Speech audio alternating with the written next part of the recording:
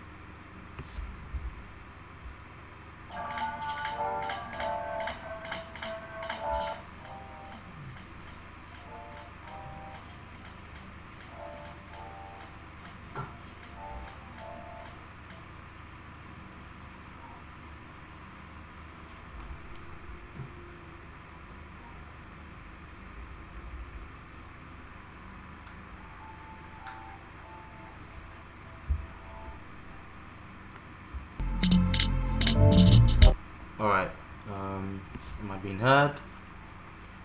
I'm here on time. 9:30 is the start. And for the first time, I think I can say I actually got to my own chat on time, my own live stream on time. So chat, if you can, let me know if you are here on time too. Anybody in the chat, let me know if you're an early bird. Press 1. Anybody, thank you.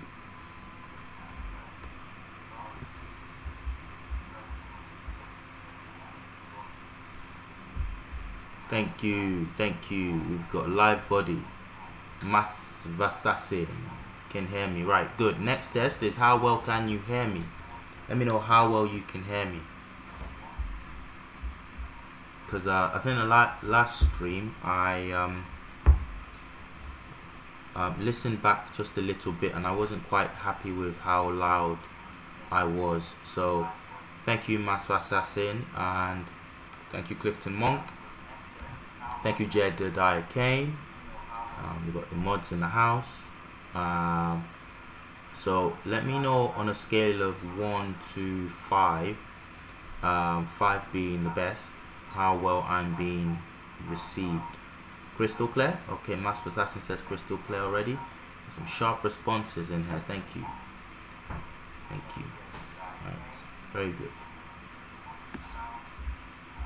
Turn that off. Good. Okay, this is good. Right, brilliant. Master Assassin, I don't think I've seen you before, but it's good to see an unfamiliar name in the chat there. You're very welcome. Clifton Monk rings a bell, but again I don't remember exactly. Thank you Master Assassin. Master Assassin replied 5 as well. 5. I'm coming through nice and clear, live and kicking. Brilliant. Oh, this is good. I'm feeling good today. I normally start very cranky and annoyed and haphazard because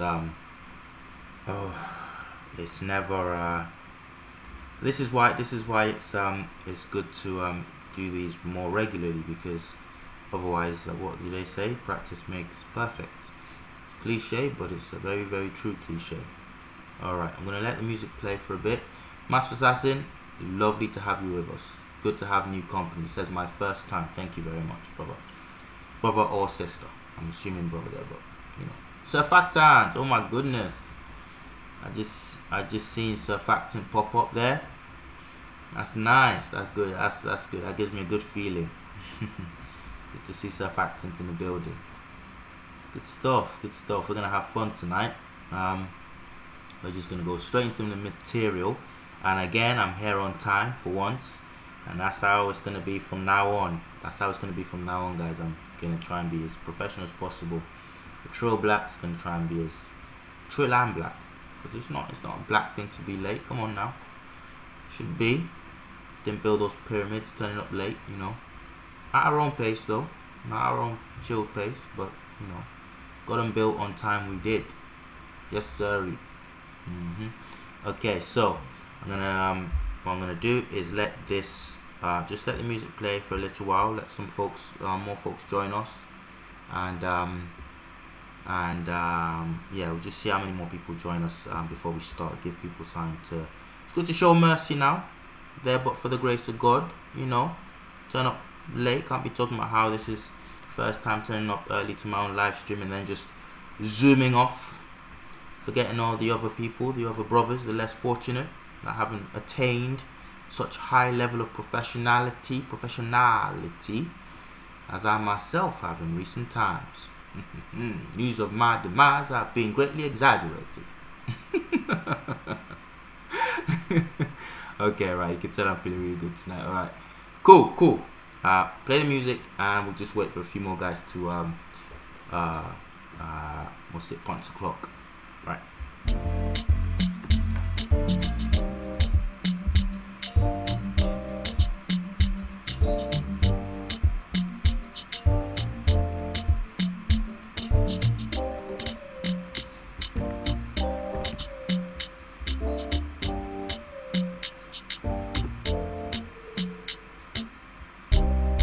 Billions and billions and billions and billions and billions and billions and Wow, okay. That's what that means.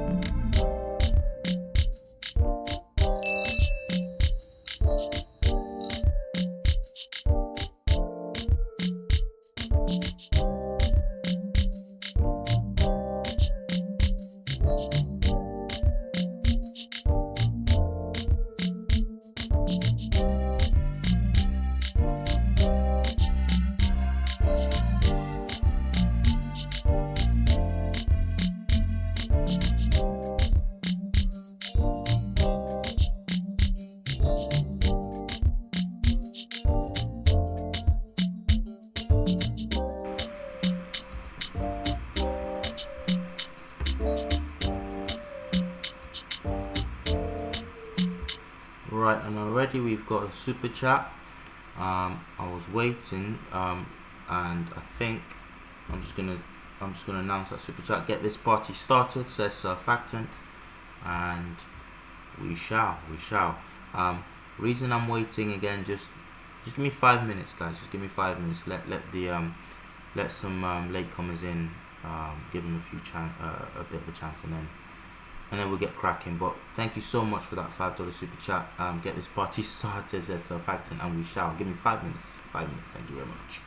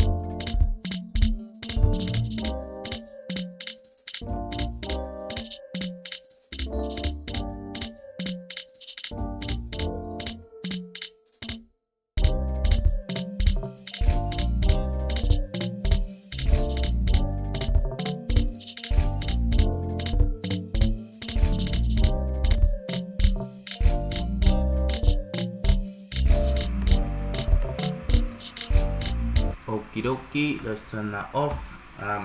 Yeah, do you know what? Let's just get started anyway. I wanted to just recap. So let's do something called a recapitulation, and what we're going to be doing is we're going to be reminding ourselves why we're here, right? And if you remember in the last live we did, we're looking at the Great Debate. I spoke to you about the Great Debate and what it was about, and we just watched it, and we got as far as the question and answer section. And what it was when we were watching this, well, just to give you a better rundown, we had billions and billions on one and hand, billions we had- and billions and billions and billions and Okay, that's a super chat coming through again early on. Mandem says Black Rampage $9.99 super chat from Black Rampage 2, and brother, I'm so grateful. I haven't even got this party started properly, and we already got some major people coming through. Thank you so much for the love. But as I was saying, we had Dr. Who were the parties involved? We had Dr. John Henrik-Clarke and we had Dr. Martin Bernal on one side, and they were on the side of the Egyptians were undeniably black. But more to the point of the debate was about the influence that the Egyptians had on the Greek civilization. Now, what was interesting about what the other side was saying in the debate was that they were saying, and this debate happened, I can't remember what university it happened at, what institution hosted the debate. But you had on the other side of the debate was Dr. Excuse my going blank. Dr. Mary Lefkowiz, and we had Dr. Guy Rogers. Now, on their side, they were contending that no, the ancient Egyptians, the Greeks were their own thing, completely separate, and they didn't have any. Now, I'm pausing here. And I'm not pausing because I can't finish the statement I want to make. I'm pausing because they were trying to have their cake and eat it. Dr. Mary Lefkowiz, if you watch that debate yourself, it's a notorious debate. It's well known. It's famous in our circles. On Real Black One channel, who has the full video on his channel. A great channel, by the way, guys. Just an archive. It's not a monetized channel. It used to be monetized, but I remember the brother who owns the channel putting out a big community post earlier, maybe this year or late last year, and he said YouTube was taking off his monetization because his channel is being classed as a what's the copyright phrase, free use sort of public information channel as opposed to a monetized channel. So what they were saying was that in the debate that you can get on Real Black One, the full debate on Real Black One, the famous debate from 1996, what the other side was saying was that yes, it had some influences, but no, they weren't that great. But if you listen to the debate closely, at one point we did this all last week, but we didn't dwell on this part. As part of recapping what we did when we looked at the debate last time, I want you to note that if you go back and watch that debate, something interesting happens. I think it's the big mouth. Okay, let me stay professional. I'm already behind there, right? Not the big mouth. Dr. Guy Rogers. He tried to have his cake and eat it. It's a lovely expression we have here on this side of the pond. I think you Americans are aware of it as well if you're American and you're in the chat and you're watching this or viewing this after it's gone out live. Now, they tried to have their cake and eat it. What they tried to speak out of both sides of their mouths. On one hand, Guy Rogers, he didn't put any quantifiers on it. He didn't actually quantify to what extent the Egyptian civilization influenced the Greeks, but he admitted that much. He even went as far as to do the patronizing thing of saying nobody is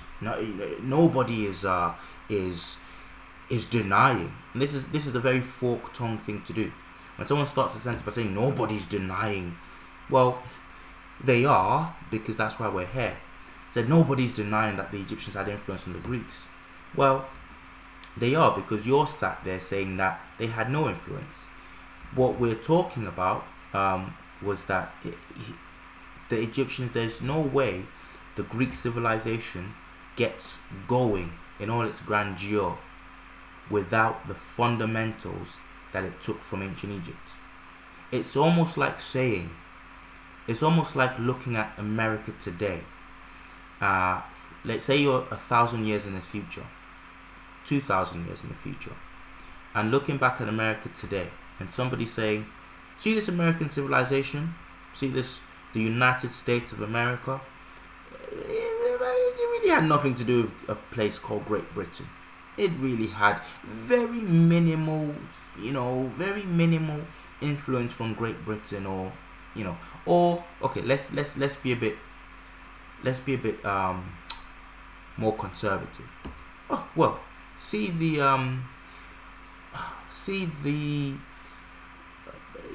Holy Roman Empire and medieval Europe. It really wasn't affected by that much by the civilization known as ancient Rome. That didn't. But then you look at the record, you look at the science, the technology, the knowledge, the medicine, the art, the literature. Look at Renaissance Europe. Even the name Renaissance, a rebirth. You cannot look at Middle Ages Europe and say, or Renaissance Europe, or even Europe that came after. The European world as affected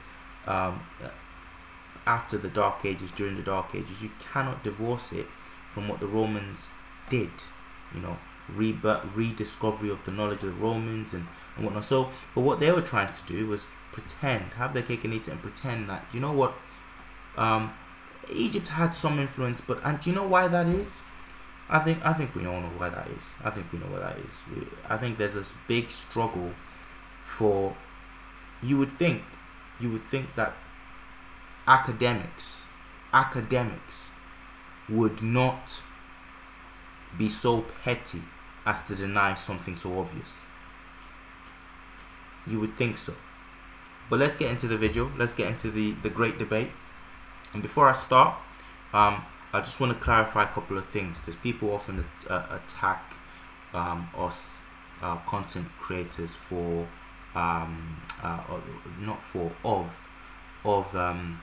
clickbait.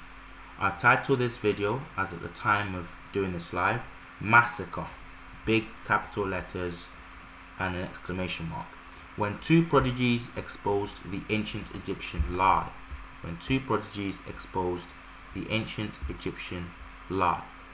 Now, why have I titled this live why have I put the word prodigy in here? First of all, let's look up what the word prodigy is. I'm going to share my screen with you folks. I just want to show you what prodigy is, just to clarify that this isn't clickbait here, and the individuals I'm talking about, I'm classifying as prodigies, can be classified legitimately as prodigies. This isn't clickbait. This isn't playing around with words here. Okay. Let's share the screen. I hope you can see the screen there. Just wait for that to put up on the screen. Okay, cool. Let me know if you can see the screen. Hope I've successfully shared that.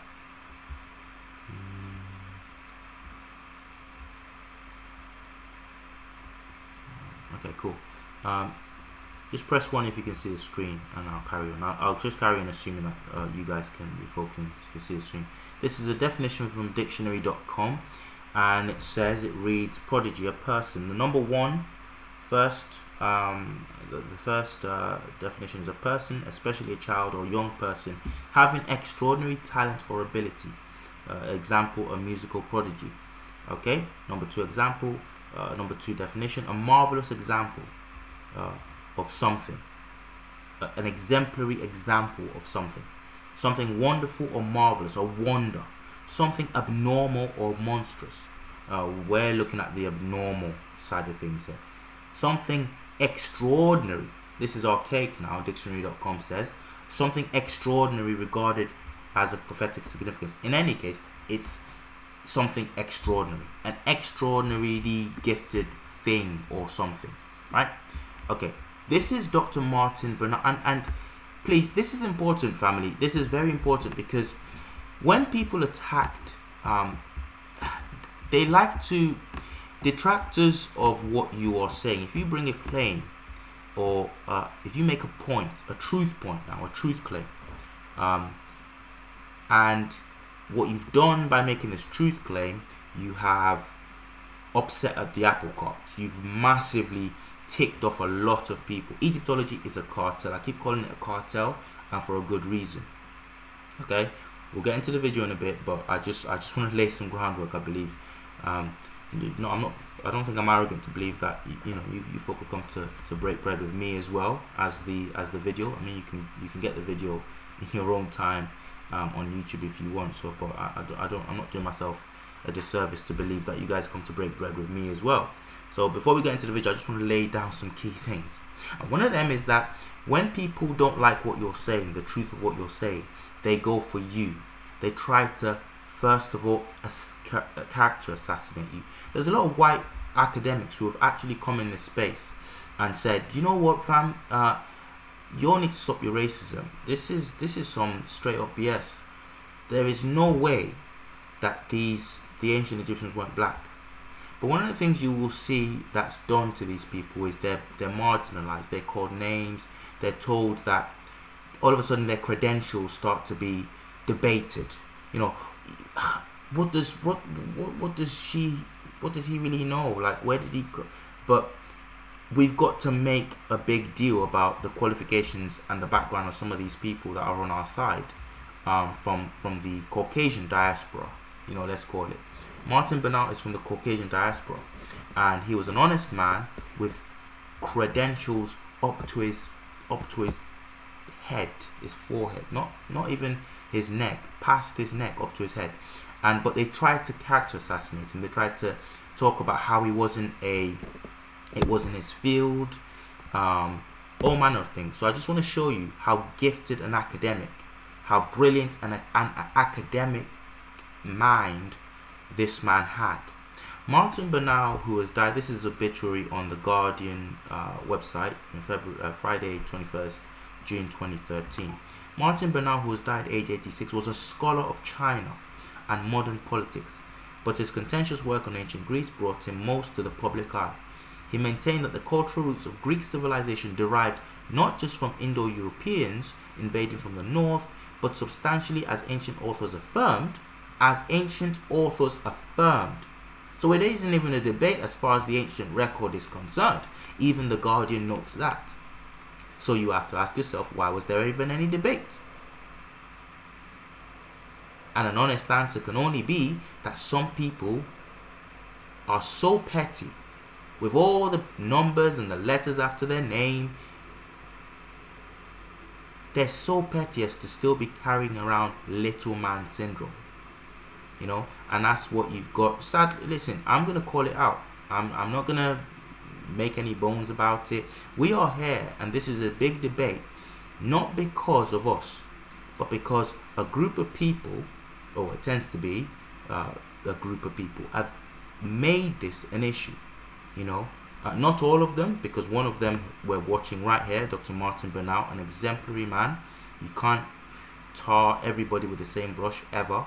But a majority of a class, of a group of people, have decided to have little man, little woman syndrome, and cannot let the fact go that the earliest civilization, one of the greatest earliest civilizations known to man, was a black African civilization, and that black African civilization influenced and indirectly started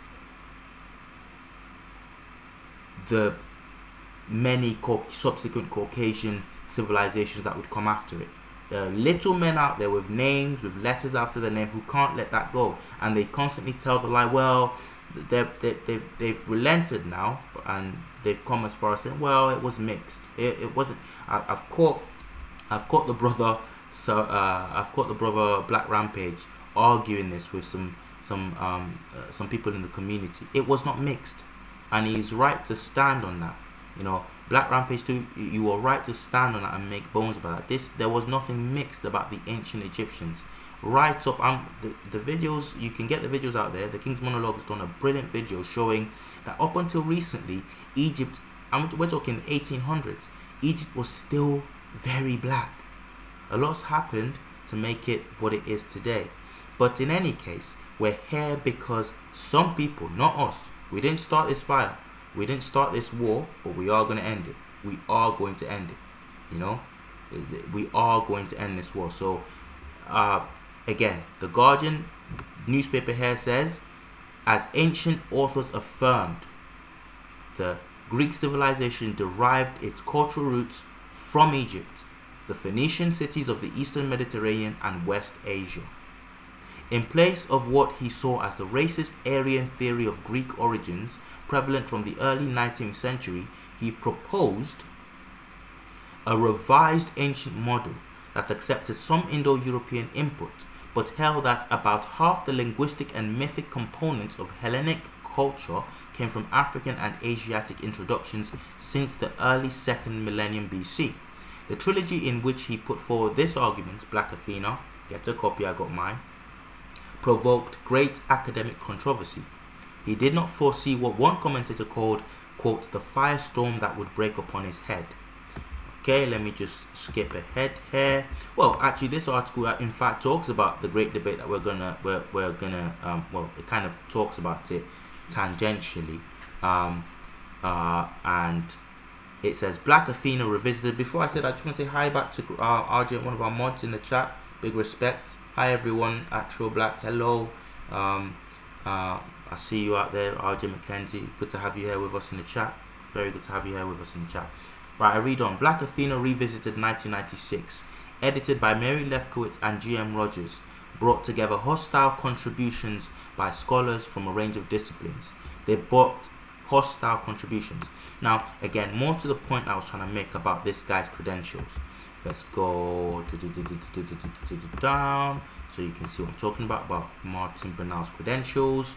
Martin Bernal's credentials. In 1957, he embarked on an Oriental Studies degree at King's College, Cambridge. This is no slouch. This man is no slouch. This man is no slouch. Okay? You don't get into King's College, Cambridge if you're a slouch. You know, you just don't. Okay? He hoped Maoist China might constitute an alternative to Stalinism and capitalism. A year abroad in 1960-61, polishing his Chinese at Beijing University, where he was deemed to have a bad attitude in China, acquainted with him with the regime's Stalinist features, which cemented his lifelong engagement with Chinese culture and history. The Cambridge professor of Chinese, E.G. Pulley-Blank, was conducting innovative research into historical linguistics that proved an inspiration for Bernal later on. He gained, listen to this, when I say prodigy, I mean prodigy. He gained first-class honors in 1961. Again, you do not gain first-class honors at a place. I was lucky. This is just a tiny bit of a humble brag, but I was lucky to have gotten as far as the interview stage into back in my in my younger days into Cambridge University. I didn't make it past the interview stage, but to have got as far as the interview process is quite a big deal. It means you've been shortlisted amongst quite a select few. Now, this man didn't just blast past the interview stage. Of course, I was rejected in the end, but had to make do with lesser institution, but nonetheless still a decent institution, of which I will not name because other institutions are out there as well. Okay, right. But again, Martin Bernal blast through the interview processes at Cambridge University, one of the best universities in the world, regularly up there with Harvard, Princeton, Oxford, whatever. And he doesn't just get past the interview stage. He doesn't just get into Cambridge as a student. He comes out with a first class honors. We're not talking 2024 where they're handing out first class honors like it's nothing. We're talking 1961 at Cambridge University. Comes out with a first class honors. Okay? I mean, come on now.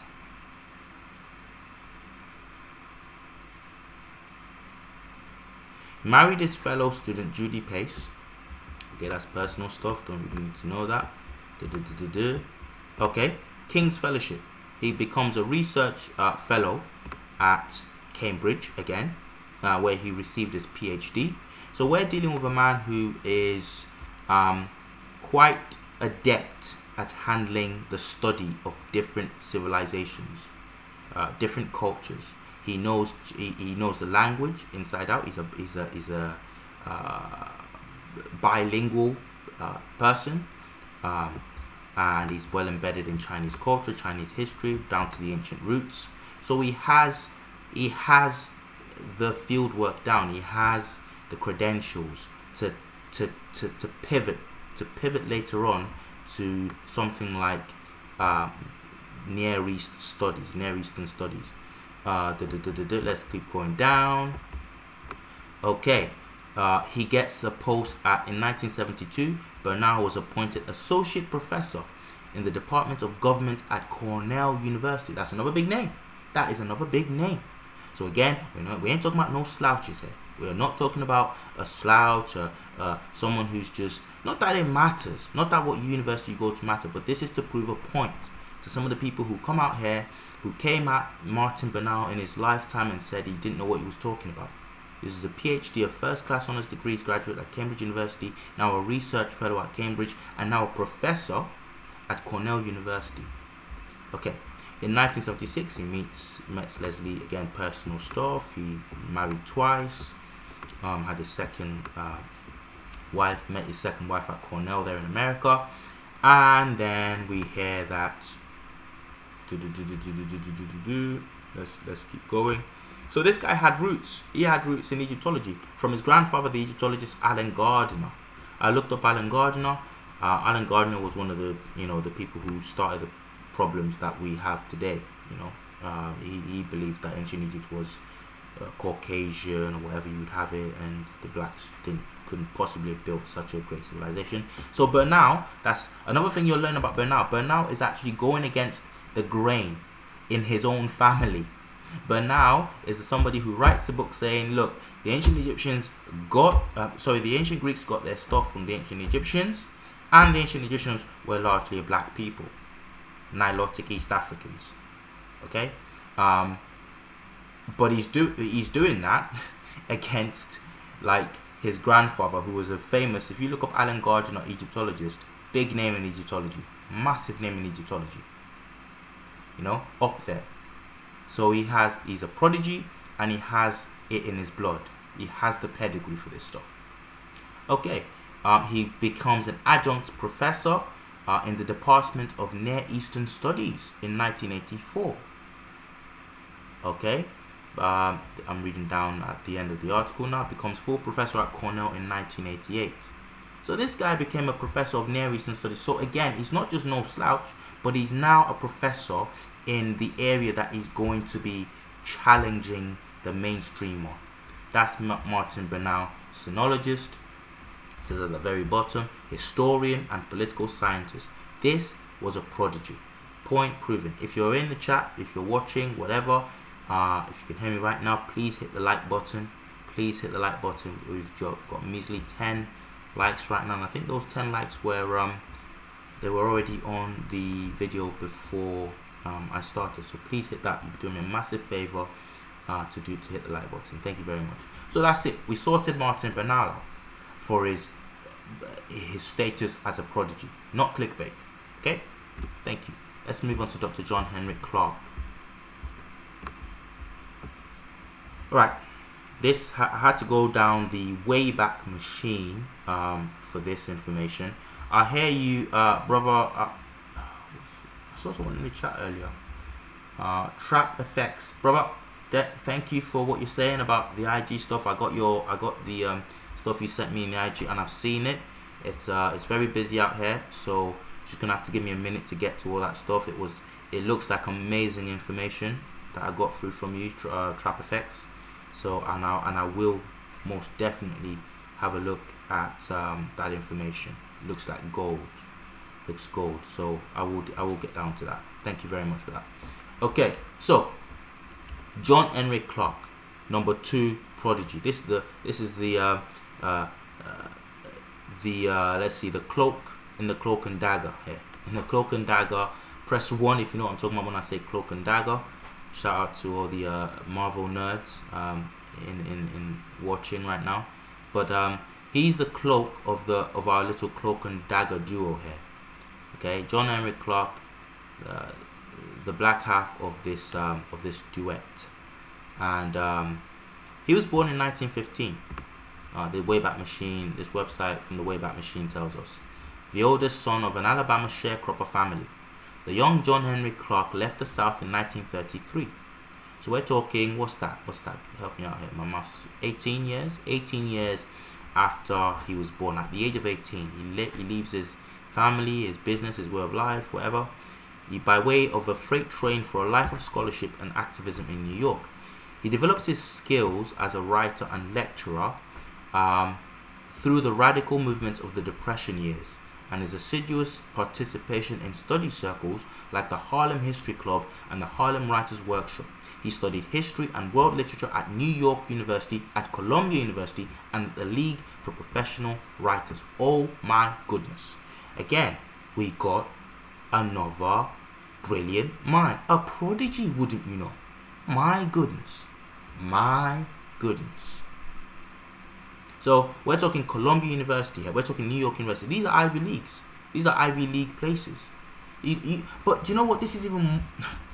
Pardon me if I do engage in a little bit of chauvinism, might I call it. Right. So we got a black brother here, born in 1915. Slavery is not even abolished. It's not even 100 years being abolished when this guy's born. When he leaves home, it's still not 100 years being abolished. You know, and this guy is, talk about what he achieved, what John Henrik-Clarke achieved here.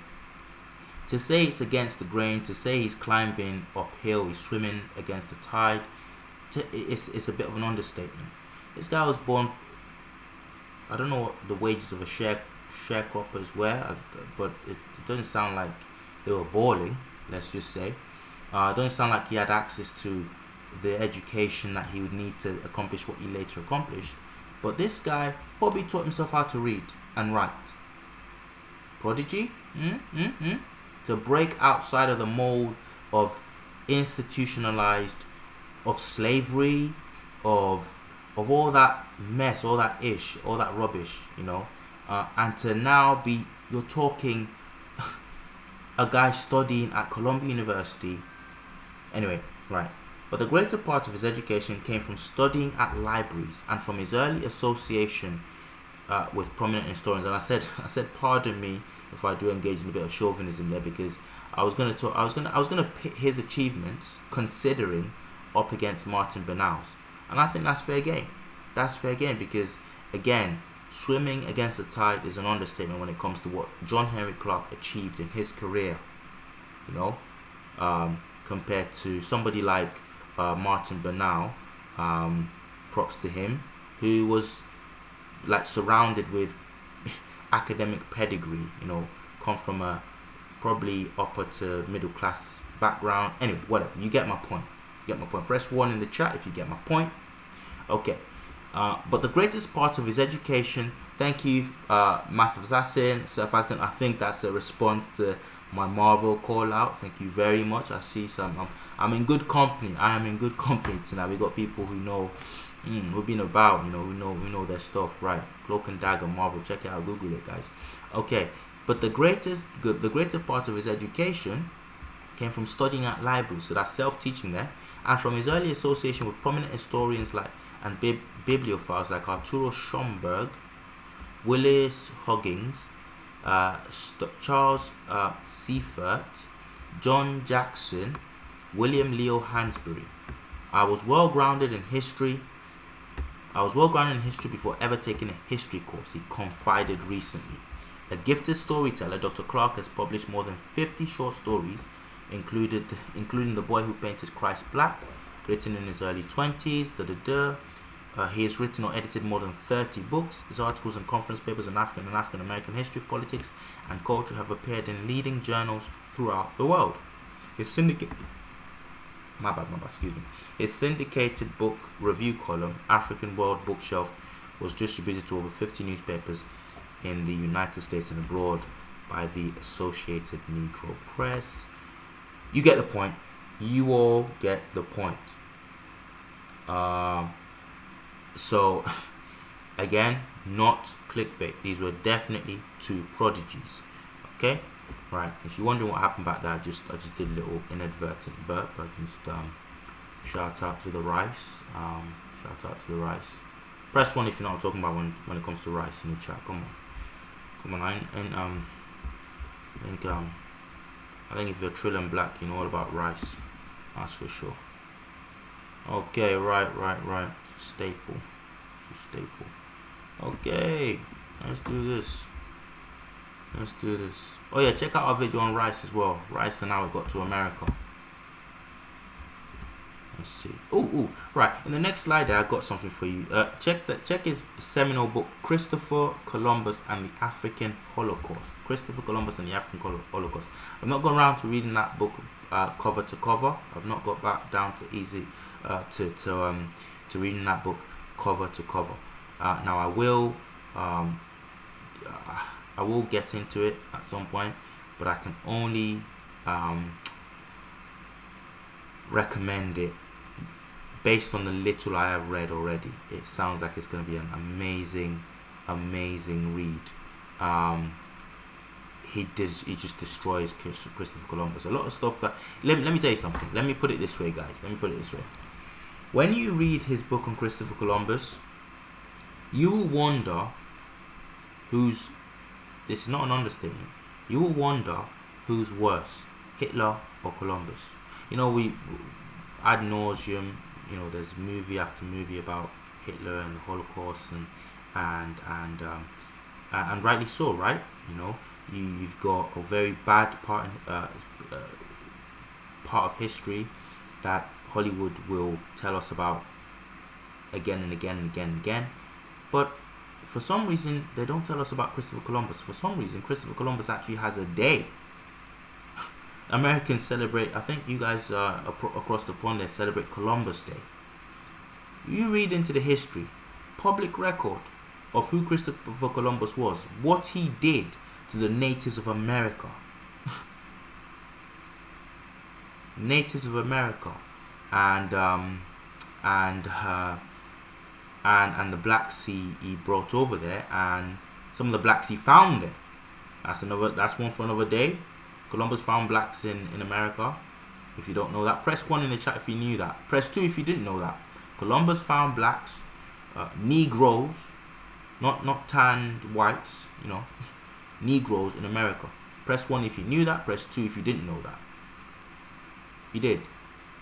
And John Henrik-Clarke exposes exactly what like everything he says about Columbus is on the public record, and yet we celebrate this man. We celebrate. Americans have a day for him. Anyway, when you find out from John Henrik-Clarke in his book what Columbus actually did, then you tell me, then, well, you begin to ask yourself the same question: why the heck? And you tell me that there's no, you know, I used to be one of these guys that said, oh no, you're overplaying it, you know, there's no such thing as white supremacy anymore, racism is gone. But it can't be gone. Not with a whole country like the United States of America celebrating a man like Christopher Columbus. Pure evil. Pure evil. Anyway, right. Let's go. And listen, we'll be here all night. Let's get into this video. Okay. Right. There we go. So again, we had gotten to the bit where we have questions and answers. Last time we were looking into this debate, and we're now about to pick up where we left off, and the audience is going to start asking questions of the whole panel. Dr. John Henrik-Clarke and Martin Bernal on one side, and Mary Lefkowiz and Guy Rogers on the other side. Okay, let's go. The African thrived at his best in the territorial state. I'm going to pause it there and ask, can people hear that loud and clear? Is that loud for people to hear? Is it coming through clear as I am? Let me know in the chat, please. Please press 1 if you can. Say, no, forget 1. Say yes. Just type yes. Y-E-S in the chat there, if you can hear this coming through loud and clear. Many cultures, many languages, side by side, challenging each other, fertilizing each other. What you might call an empire. If you study the last 1,000 years before slavery, the development of independent states in the Western Sudan, Ghana, Mali, Sangay, destroyed by the invasion from North Africa by the Arabs attacking the North African Muslims, attacking the African Muslims, and destroying the great university of Sankore and exiling its greatest scholar, Ahmed Baba, who admonished his students, believe in God and science. The Africans never separated God from science. The priest was scientist. The priest was the most knowledgeable person. That's why you had the concept of a priest God. Now, if they wipe this out of the mind of our children, and our children look at television and sound bites and think they were nothing but a nothing, when they re-enslave Africa, they're going to say, good Father. They're preparing us to accept it. They're preparing the world to accept the re-enslavement of African people all over the world. And I'm saying that this Lefkowiz is a pawn in their game, in the tragic irony of it. She is the pawn in the game of people who turn their backs on her people and let them be killed by the millions.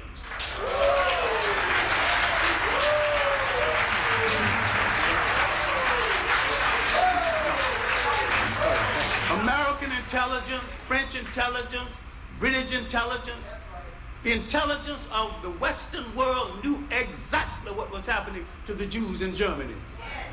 We raised our voice against this in the old Harlem History Club, 1939 to the death of the leader in 1941. If you think that, if we get into the nonsense about black anti-Semitism, blacks have always had a sentimental attachment to the Jews. They actually believe the Bible. You know, we are the true believers. We out Pope the Pope, we out Muhammad Muhammad. But religion has always been a political thing to Europeans, and still is. And when it no longer serves them politically, they're going to discard it. They turned their backs and let this happen. Now they're creating a new game because Europe has spoiled Europe. They want to take some geography outside of Europe.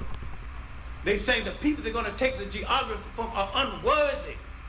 They can't rule themselves. Of course, they cannot rule themselves in artificial states set up by the Europeans. First thing the Africans have to do is to just get rid of these borders. Re-establish the borders along the old lines and integrate Africans into Africans.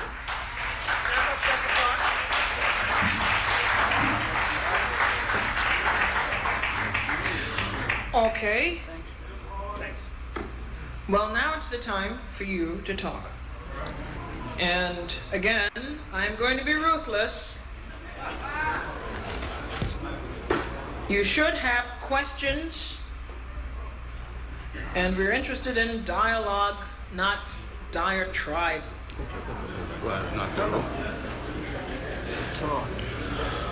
All right, they're setting up microphones, I believe.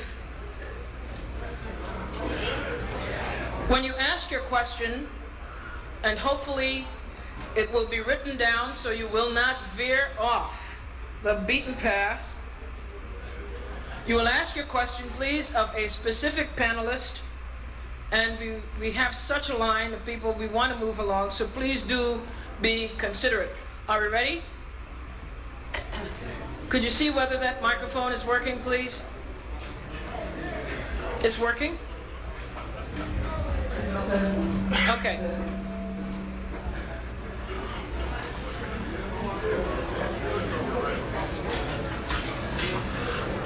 Okay, let's settle down, please, as we come into this segment.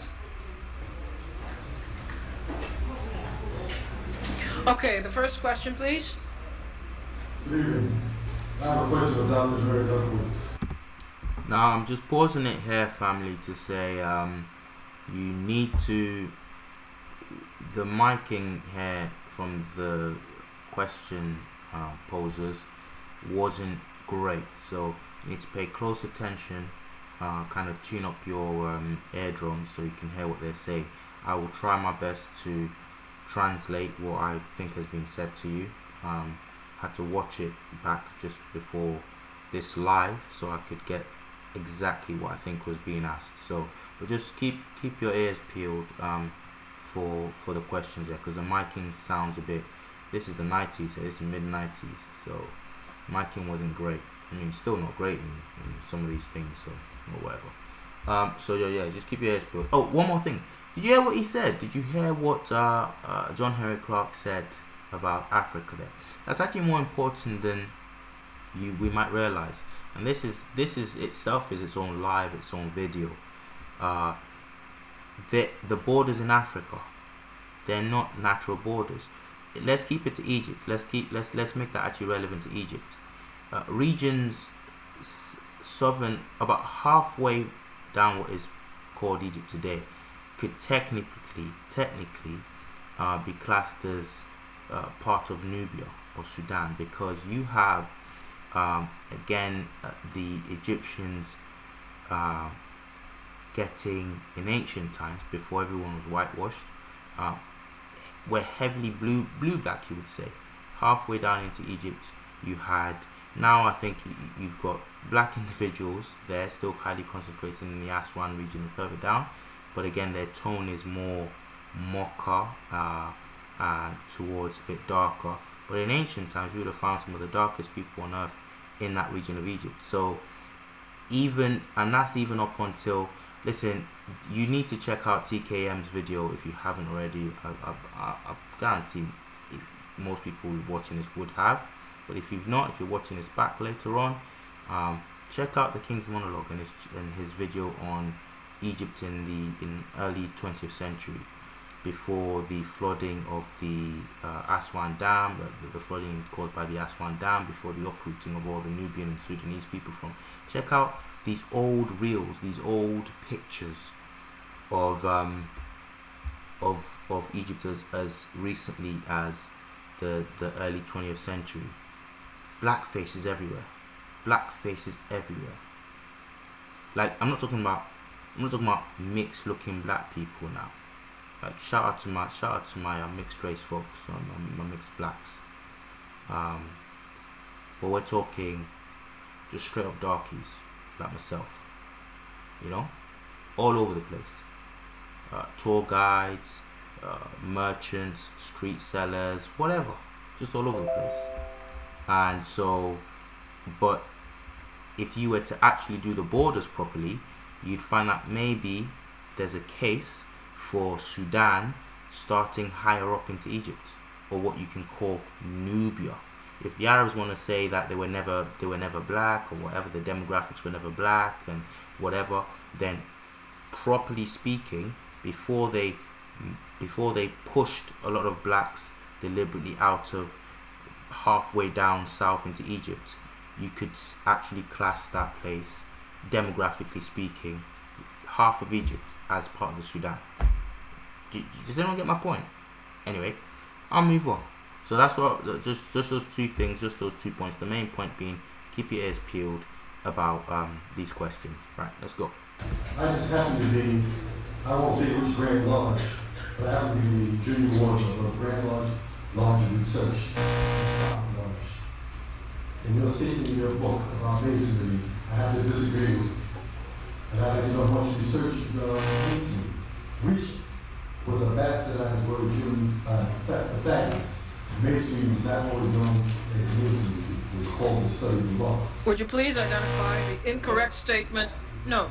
Could you identify the incorrect statement that was made in the book? The statement in the book pertaining to the mystery system coming from the Abbey's book in the 18th century. The study of loss preceded what they call masonry. Pythagoras gave it that name. It's a Latin term, something medium coli. Just as Pythagoras gave the name gymnasium to schools of learning, that's what it was at that time. What they call lodges now, they call gymnasiums. You use the term about the Afrocentrism coming from Masonic Caribbean Lodge. That is a falsehood now. That is a total falsehood. Okay, Did you have any research in masonry? Did you do any research? I refer you to the section of my book which has the footnotes in it, and I would appreciate it if you feel these things are true, that you write me about it, and I'll respond. I have read your book. But is that... I read your book, and I have put in already, within 50 pages, 47 rebuttals to your book. When mine comes out, you will have it.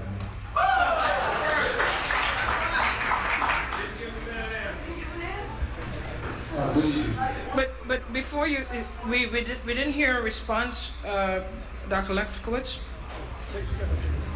So she's right, quite right. The crowd is quite right there to say, you know, hang on a minute, you didn't actually answer the question there. And if you listen carefully, again, it's hard to, but this is a question and answer section, and I don't know, guys.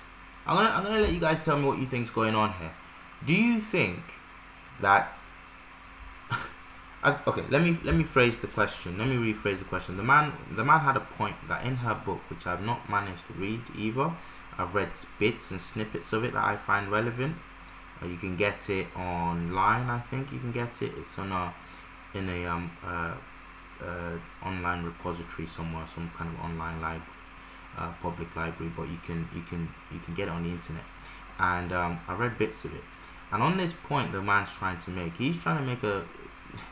It's almost a side point, but he strikes me as somebody who's bothered about these side issues. He's maybe some kind of a small-time academic himself, or an expert in this area. Freemasonry. He says that she claims her book is, what was her book again? Not Out of Africa. How Afrocentrism, claimed that is being used as an excuse to teach myth. right? But in her book, she claims that this whole idea that Africa greatly influenced the Greeks and the Egyptians were African and all that, it all comes from just a group of crazy Freemasons in Europe in the 1700s who were fascinated with Egypt as a mystical place. And she comes heavily for one of our scholars, I think George R. James. Press 1 if you know who George R. James was. Press 1 if you know who George R. James was. But she comes heavily for him and tries to disassemble his work and claim that, his book, Stolen Legacy, is all based on lies. It's all based on, and I think one of her points, so that was her point about Freemasonry. Now, what's going on here, it seems like he's challenging and say, look, you're making a claim on Freemasonry as something that emanated from Pythagoras, but actually I know that Freemasonry itself, the term didn't even originate from Pythagoras. The term and the school of thought as the discipline originated with the Egyptians, and I think that was the point he was making. Let me know if you think I'm wrong there. But he's trying to say, you made a false claim in your book, you need to correct that. And do you even know the origins of Freemasonry, etc., etc., as a proper discipline? And she just shrugs him off. She just shrugs him off. And it's like, it's arrogant, completely arrogant. But there's something else that's going on there. She says, I refer you to my footnotes if you think I did. Now, that's strange. She hears the question, she understands the question, and she says, see my footnotes. I don't know, guys, does that strike you as somebody who is an expert themselves? Like, if you're asking me a specific question and I'm referring you to my footnotes, I don't know, chat, does that sound like somebody who actually knew what they were talking about? Like, that sounds like somebody, because you can cobble up footnotes, you can cobble up references for your book, right? In fact, you can get a ghostwriter to write your book for you. Fill it with footnotes. All right, give me the lowdown. What's this book saying? What am I trying to say in this book? Okay, got it. Let's go. Let's do the marketing marathon and whatnot. You can do that. You know what I mean? You can do that all day long, and people will think you're an expert on something. But when someone comes directly at you about a point that you've made in your book, and you're this professor, this big shot professor, and you cannot defend that particular point live before an audience without saying, just check my footnotes. Now, I want you to compare and contrast. Taking you back to, I don't know, what you guys have in America, but what we have here, to my English brothers and sisters, GCSEs. Let's go back to GCSE English. Compare and contrast.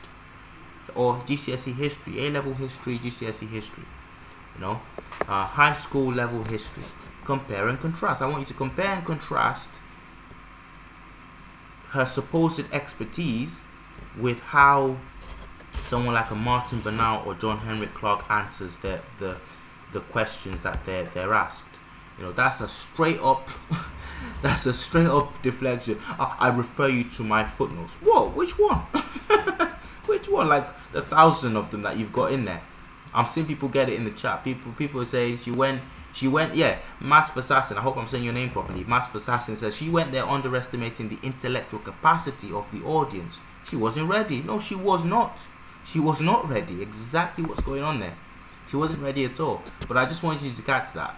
You got a lot of people, especially in this field. I'm not gonna say it. Some might say it's divisive, but it's the truth. You got a lot of people in this field of classics and ancient history, not with the smoothest, shiniest credentials as other people on our side of this debate, but they're there because on the merit that they're, well, got the what's it called? What did he used to say?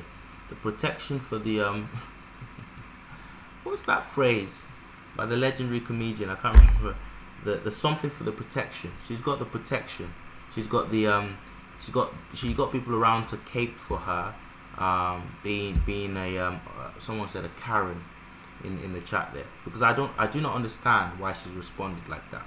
Anyway, that's just my view on that. Okay, I'll try and remember that phrase. I'm gonna press play again. Let's go. It would be I certainly read quite a few books. They are cited in the footnotes to the chapter where I discuss that. I try to explain why I believe, on the basis of the evidence that I have presented in the book, that Masonry, the mythology that I believe is behind some of the ideas that Greek philosophy was stolen from Egypt, come from an 18th century French novel, and I put all the information out in my book. If you disagree with my book, there you are. I mean, that is the point of what we're doing, is to argue and discuss and to proceed from there. Thank you, chat helped me out. I love you guys. The complexion for the protection. She has the complexion for the protection. That strikes me as somebody who's in this field, hasn't got the creds that the other side has, the stripes, but you know, just see my footnotes. Just don't have to do much, you know, just see the footnotes. I should advise the audience that the books are available right outside, so you can pick up a copy of all books mentioned here tonight. Yes, not all of them, but you know. Hello. Yes? Good evening, everyone. Thank you. It's an honor and privilege and pleasure to be here for this historic event. Great. Get to your question. My question, I have a couple of quick questions. No, one. Just one question? That's the quota tonight. Okay.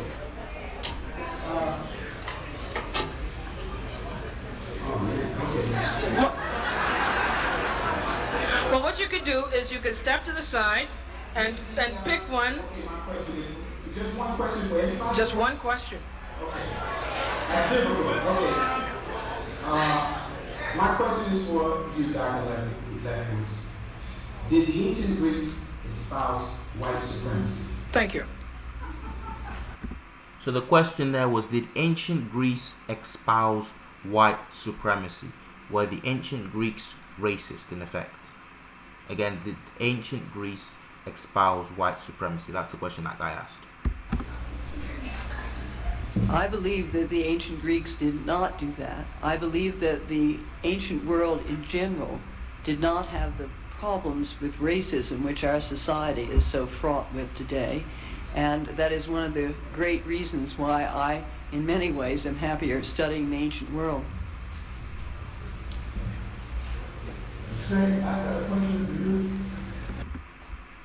In many ways, that's why she's comfortable studying the ancient world, because apparently the ancient Greeks didn't have the problems of racism that we have today. Actually, Martin Bernal, watch this to the end. Martin Bernal ends this, he caps off the reason why she is in the field of study that she's in better, more honestly than she possibly ever could have. And he does it in one simple sentence. It's beautiful. It's a quote that you guys want to write down. And he just tells the truth. Again, that's Martin Bernal, the Englishman Martin Bernal. Watch to the end for what he says.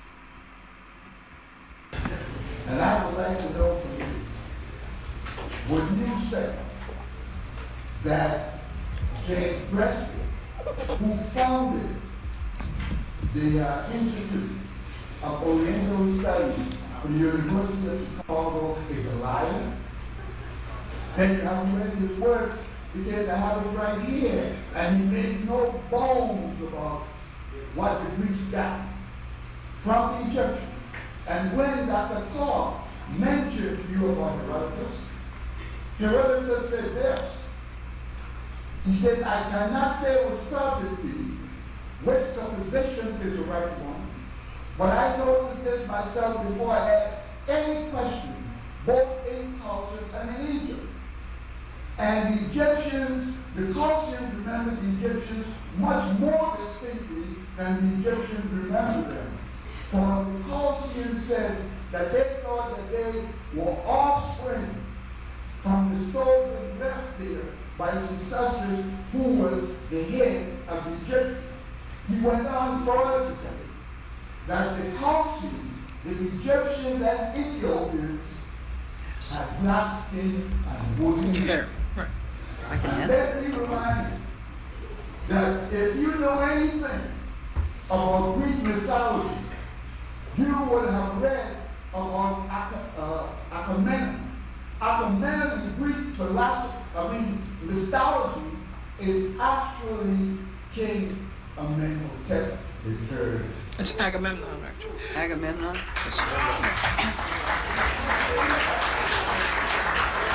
Again, I must insist, why impressive as it was, I must insist just the same on questions. Right. In fairness to that elderly gentleman, that elder, he made a good point that was worth breaking the rules for. You're just the host is the moderator is very. This woman, look. I would not like to cross her in any field of life, because she's a tough cookie. She's definitely a tough cookie. She doesn't care. She don't care if you look like her, whatever. She said questions only. She's not being biased in any way. Questions only. She's not gonna let you come up there and just give out your spiel. She don't care about how. She did that tactfully, and I said, okay, it was impressive, but you're making points here. You're scoring points. This is not what this is about. Keep it to questions. But that was actually worth it. What the elderly gentleman was saying was, she was saying what the elderly gentleman was saying was that, first of all, and this is brilliant. This debate was settled. This debate is settled a long time. Did the ancient Greeks were they significantly influenced, or could their civilization, as grand as it became and was, could it have reached the heights it did without the building blocks, without the influence of the ancient Egyptians? The answer is no. The answer is the Greeks were heavily influenced by the ancient Egyptians. And what has happened subsequently in more recent times is the selective washing away of the evidence of this influence by so-called classicists and people who study classics. You have to ask yourself, why? Now, the point he makes is, you might not have heard the name, but he mentioned the name James Breasted. James Breasted. Look up James Breasted, and you go digging into his work, and one of the things you will find very quickly is that James Breasted,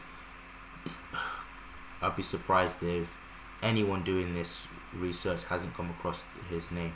I'm sure if the brother Kweli Mika, shout out to him, who was with us here last couple weeks ago. I'd be surprised if James Breasted doesn't ring a bell. Again, English white Egyptologist. Not sure if it was English, but I think it was American actually. At the University of, I think, Illinois or Chicago or something.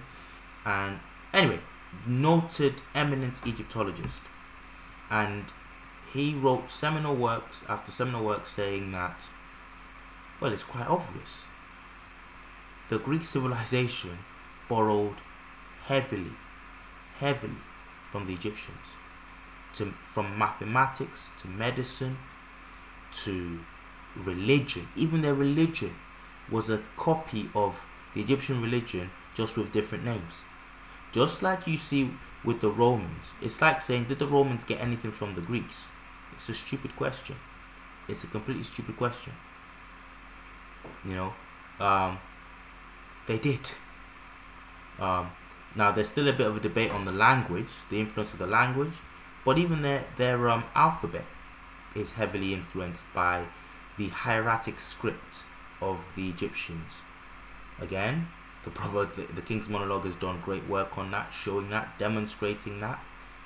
visually. You can clearly see the links between the Egyptian cursive script, the common script, not the hieroglyphic, the hieratic script, and the Grecian alphabet. You'd be a fool to deny that. You'd be a fool to deny that. James Breasted, 100 years before this debate, was saying it. 100 years and beyond, was saying that. He wrote about it, and he was supported by that.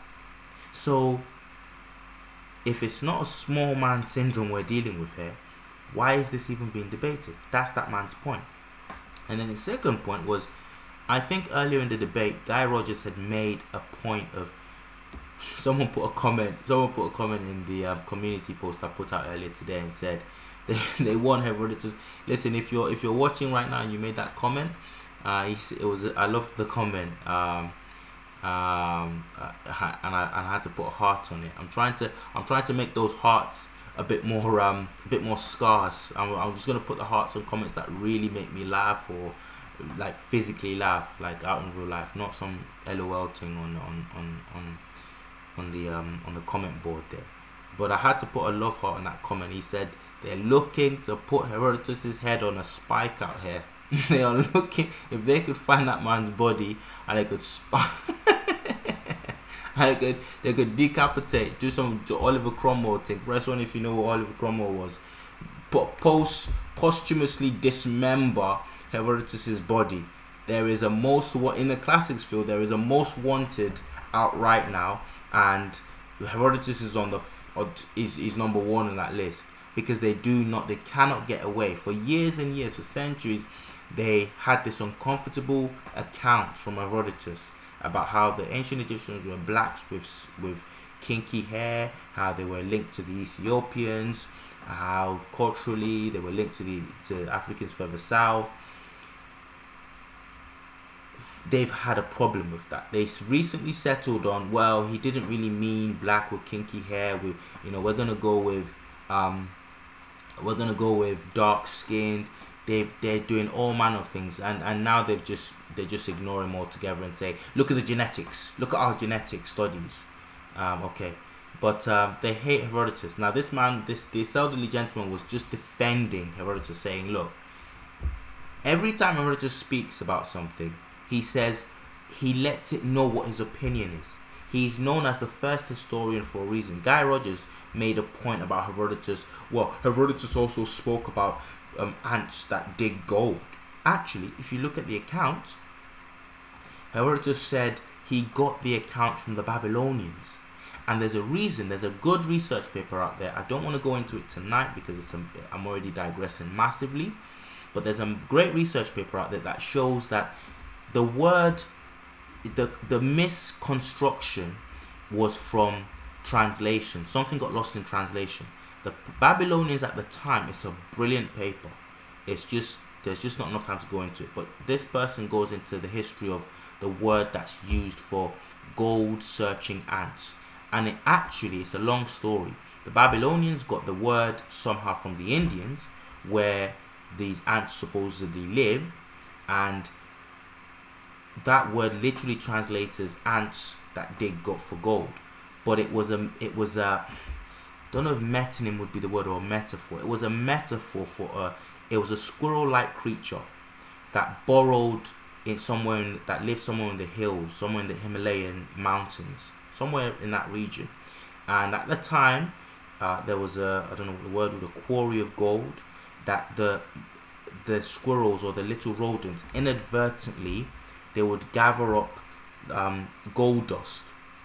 When they were digging and making their houses in that little mountainous area, they would come back out of the mines with gold dust in their claws and in their things, and the Indians gave them the name, so I can't remember the name, Piplik or something, and I might put that paper, I think I will do that. I'll put that paper in the descriptions below, so that you guys can see it with your own eyes. It takes about an hour of just proper full attention to read, maybe an hour and a half, give or take. But It's a brilliant paper, and it actually is eye-opening. If for nothing other than showing you how things can get lost in translation over time. So Herodotus knew what he was saying, and he said at the time, this is something that was told to me by the Babylonians. They're ants that dig for gold. I don't know. He even says, I doubt it. He even said that. I doubt it that there are ants that dig for gold. But it turns out that the Babylonians just were using a word that the Indians had given them for something that they hadn't seen themselves. The Babylonians were relaying something that they hadn't seen themselves from the Indians, and the Indians were talking about something that wasn't literal but was quite close to it. You know, so, and all that got lost in translation. It's a brilliant paper. But that man is making the point of saying, look, I see you, Mass Assassin. He says Herodotus cancelled. You know, they're trying to cancel Herodotus, but Herodotus is legit. He's certified. You know, he's certified. All right, let's go on to the next question. First of all, if you reach in Wales, he talks about Aristotle calling the Egyptians cowards because they were black. Sorry, I just want to say shout out to my Nigerians. This guy's got a heavy Nigerian accent. I don't know what this guy was doing in in the midst of anyway, whatever. But a shout out to him. He's got a heavy. Let me know if you can hear that heavy Nigerian accent. Press 1 in the chat if you can hear that heavy Nigerian accent coming out from him. I think it's Nigerian, might be Ghanaian, West African somehow. Anyway, go on. I'll press play. My question, however, is this. Your question to whom, sir?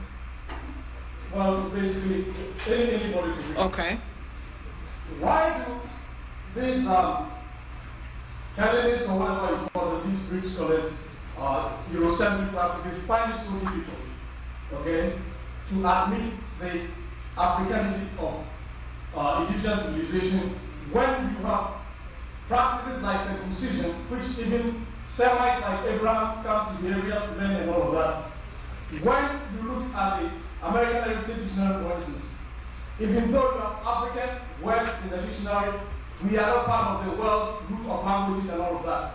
How can you cut off a whole seminal culture and yet refuse to accept, you refuse to accept the contribution of African civilizations to Mycenium or whatever, and yet you appropriate our languages and our cultures, even though implicitly we've been excluded from this language. All right, thank you.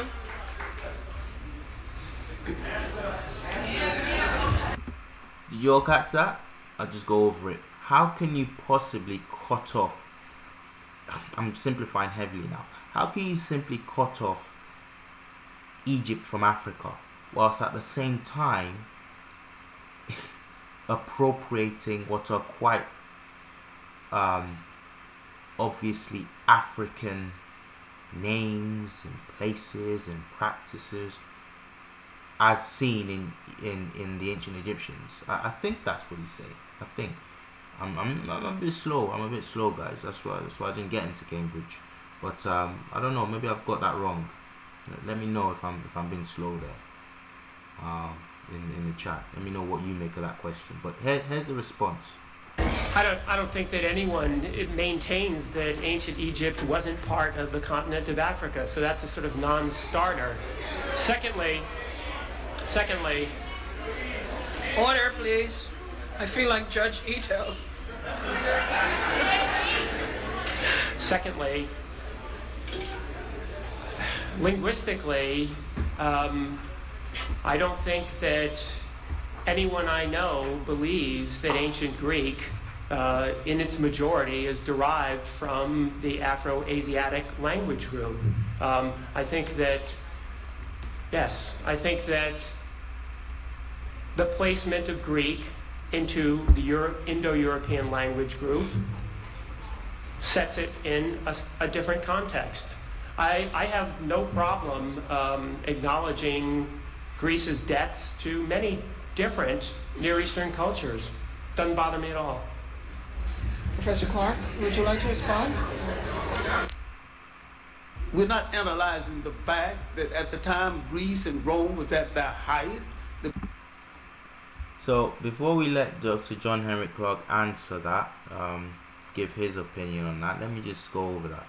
He first says, Guy Rogers first again very dismissively of the question. Now, again, you're coming in a hostile audience. Say, okay, well done. You get points, massive points for the bravery.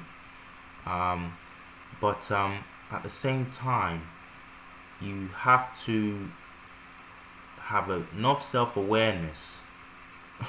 You have to have enough self-awareness to know that your position in this kind of thing, you have to have enough appreciation for the controversiality of your position in this kind of a space amongst this audience.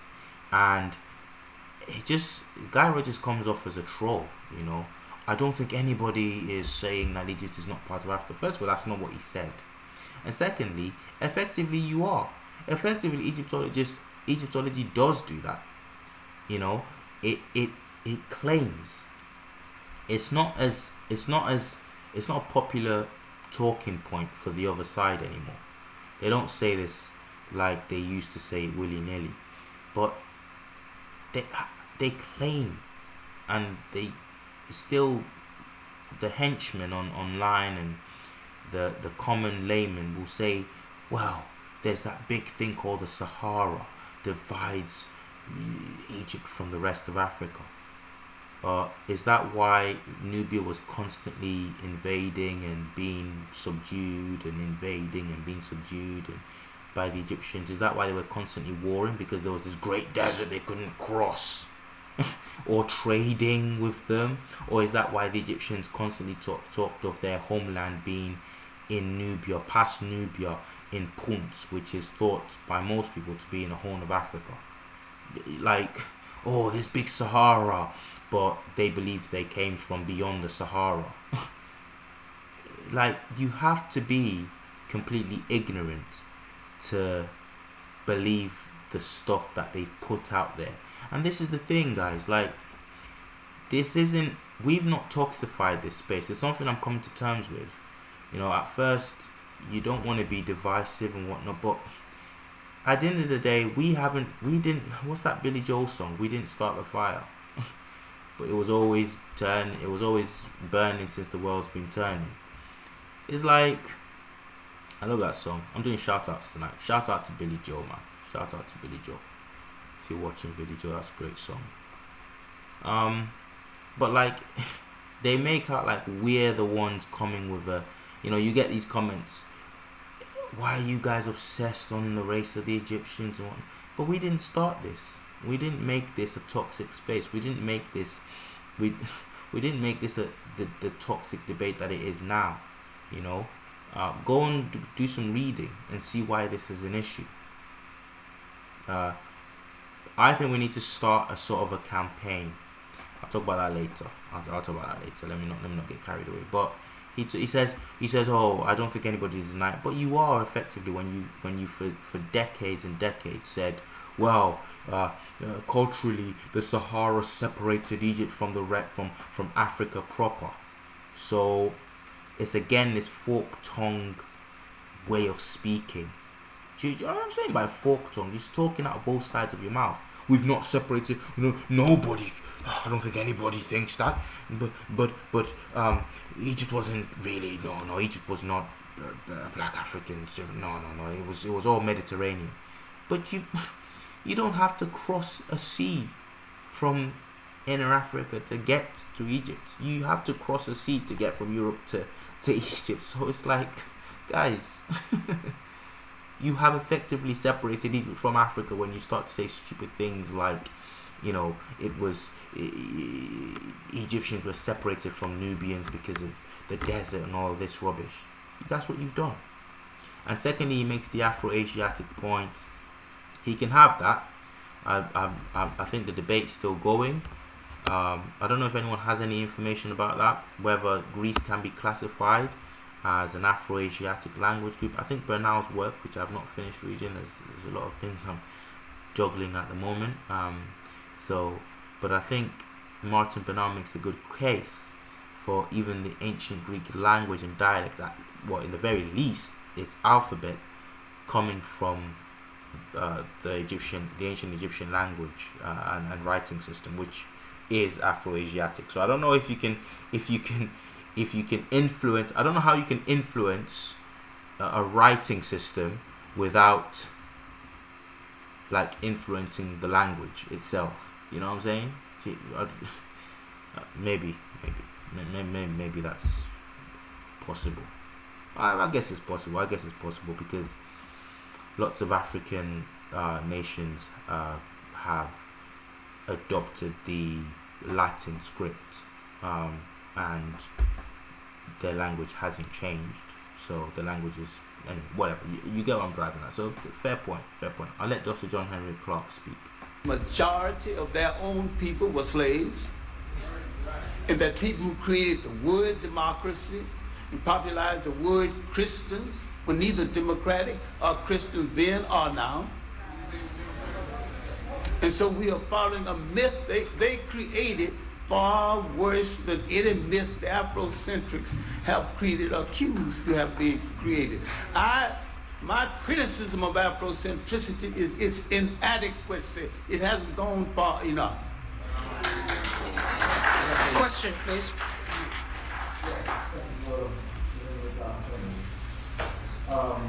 Number one, I would like to say I think Mary is just here to sell a book.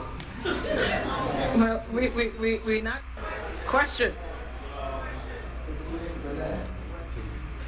And he made one remark in a previous debate that they had together that the library in Alexandria was Greek-led. I would like to know how did you come to that conclusion? Well, first of all, that it was built in a city, Alexandria, which was built by the Greek or Macedonian conquerors of Egypt, and the library was built in it. Now, what the precedence for the library is difficult. Perhaps Aristotle's collection of books in the Lyceum were precedent, but there were clearly Egyptian libraries per Ankh too. So the idea of a library, I think, is Egypto-Greek, but that library itself was clearly constructed after Aristotle's death and under the domination of Greeks. Anybody else? Anybody would like to respond? Professor Clarke? I think the whole concept of the library at Alexandria might be an often repeated myth, and it might not have existed at all. We have not found any foundation. Now you can burn the building, but you can't burn the foundation because that's underground. Well, according to most information I know, the library, the books in the library consist of raping a lot of small libraries in Egypt. And so when they burned down the library, they burned and lost to the world information that will never be recovered. So I don't think the library was a service, although it is spoken of as a high point of Greek intellectual contribution. It was not. It was part of Greek imperialism, the raping of the small African libraries.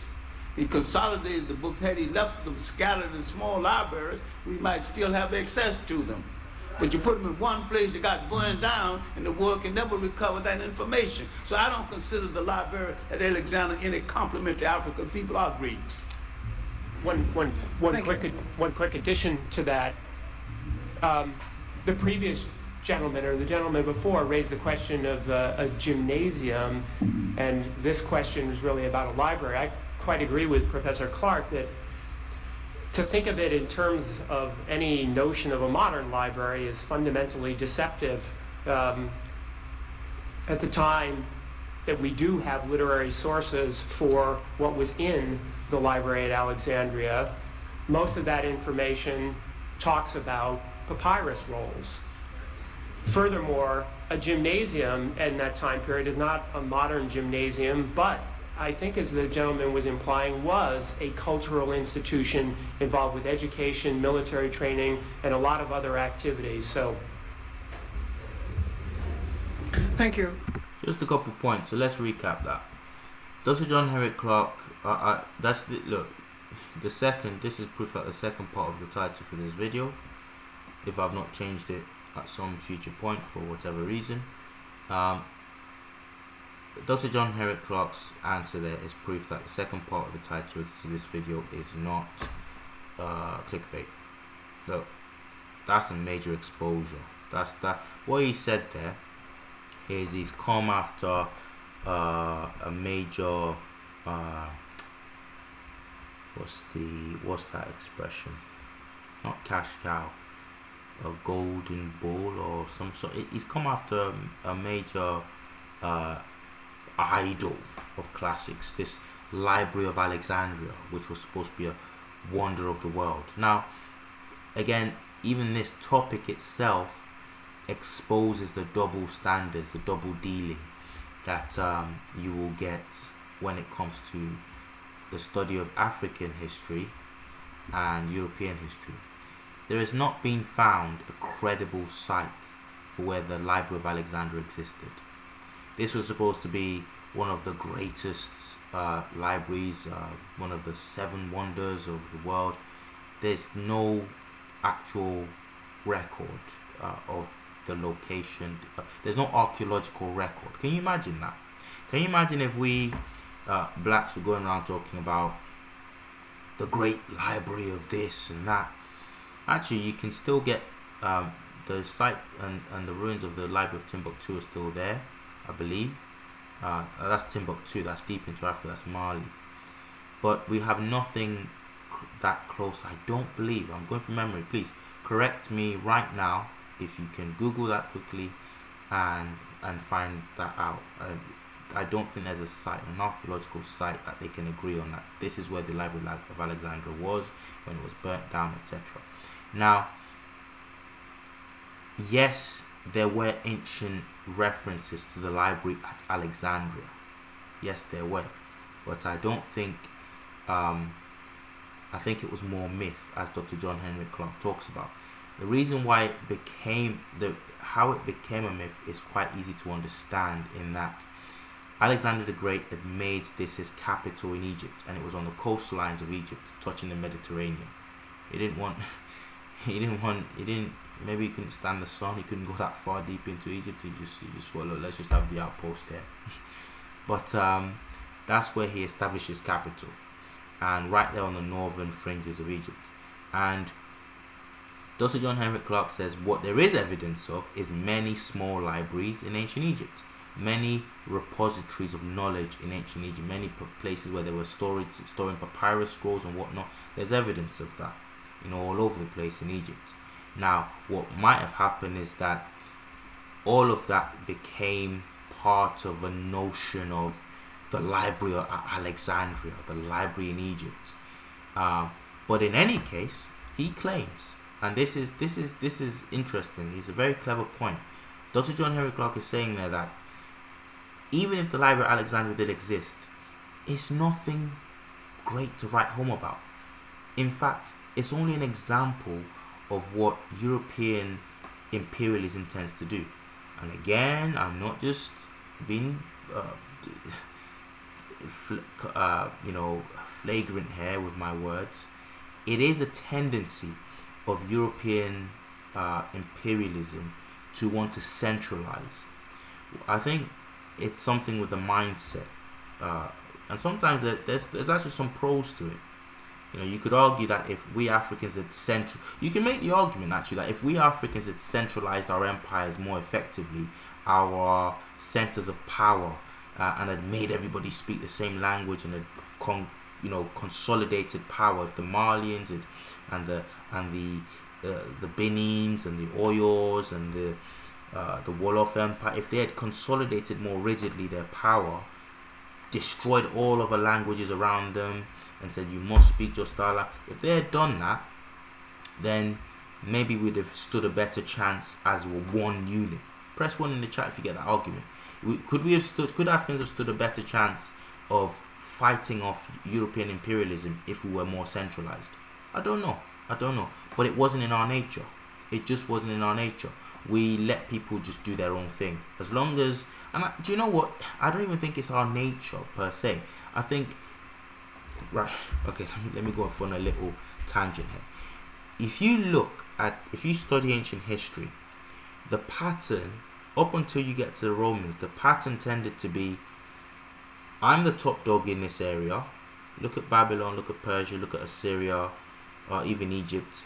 I'm the top dog, and all I require is you don't mess with my trading ships, and you pay tribute. You let my ships rule the waves, and no one attacks our merchantmen and anything like that, and you pay tribute. You pay tribute every year or whenever it is that I am the top dog.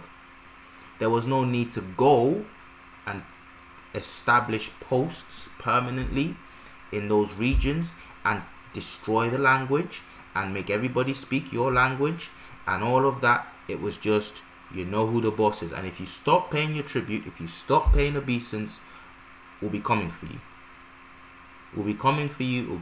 We will lay your country, your thing. So, but up until that seemed to be the pattern, up until the Romans come about. The Romans set up this, posts everywhere they went, and they set up governorships.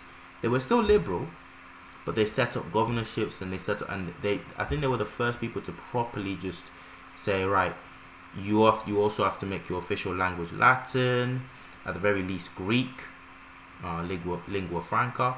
You have to dress like we dress, you have to talk like we talk, and all these different things. And the only way you can get benefits to the empire and tax breaks and whatnot is if you are Roman citizens.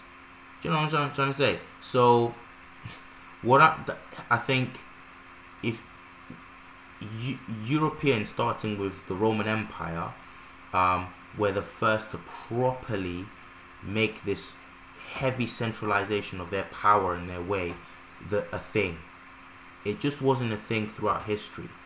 And same with Africans. We didn't have a big deal about cancelling all other cultures, all other languages, so that's what John Henrik-Clarke is saying. He's saying that actually the Library of Alexandria is no big deal. It's only another sign of Western psychosis. You come to this area, you seize scripts and scrolls from many small libraries, and you say they have to be stored here in this library. What does that do? You burn down that one library. Okay, fine, it's easier to go to that one place as a source of knowledge, but you attack that one library, and now you've got no record of anything. Now we have to trust the Egyptologists of today about this, that, and the other. There isn't multiple sources of these things, and that's what Dr. John Henrik-Clarke, that's the point he's making there. I want to show you something quickly. Let me just share my screen, and I'll show you this.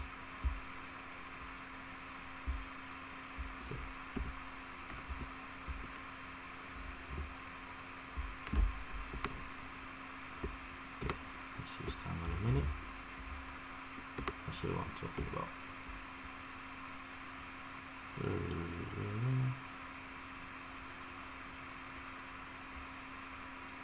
Oh, let me share my screen back. So I got proof of this for you. When I was talking about James Breasted earlier, I downloaded this page. I'm not just babbling. So let's go back to sharing my screen.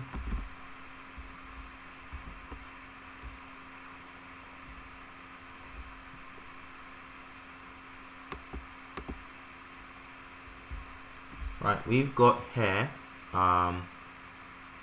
the Dr. James Breasted. His radical idea, if you look at the very start of this article, his radical idea was that scholars should look toward the ancient Middle East rather than only examining ancient Greece or Rome to understand the story of Western civilization. Okay? To study the story of Western civilization, you have to look to and that was James Breasted's main point. He believed the rest of the gunk. The ancient Egyptians weren't black, blah blah blah. He was one of those racists who propagated that myth, that lie, because they couldn't handle the truth.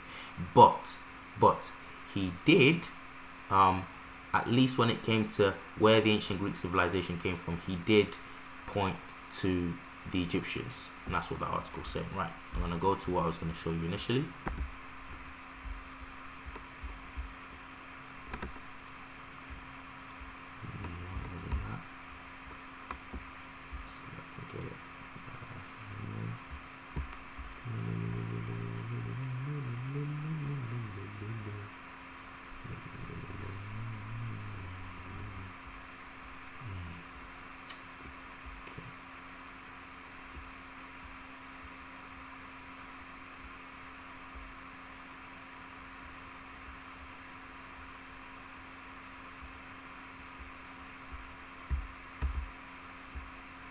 I think I found it.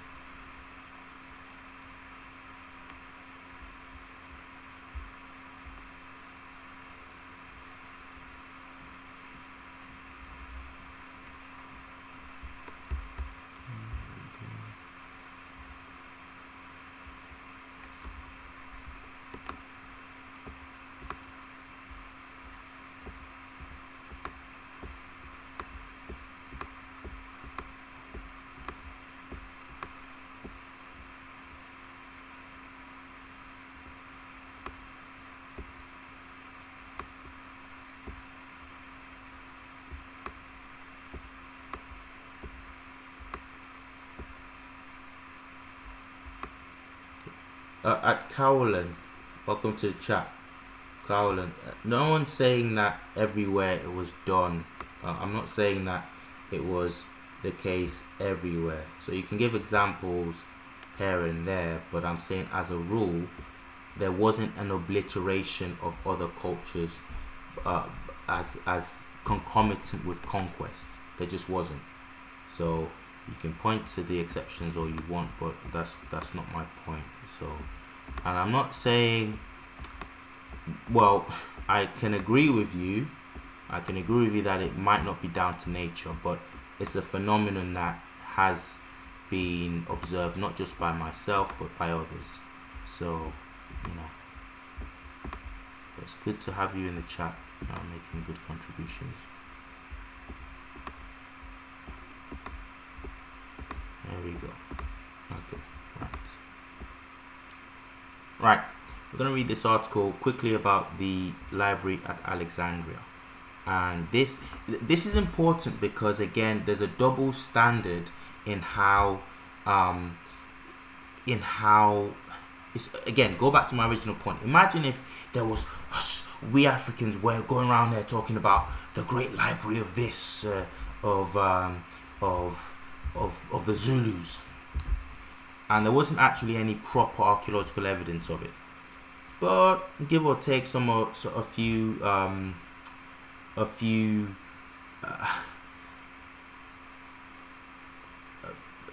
accounts or mentions, almost mythical mentions in some African script somewhere. Okay, imagine the kind of Hotep, what they would call us, Hotep hustlers, and you don't know what you're talking about. We was kangs would come up in there, you know. But this is the double standard when it comes to the Library of Alexandria is almost spoken of as a fact, but it isn't a fact. Check this out.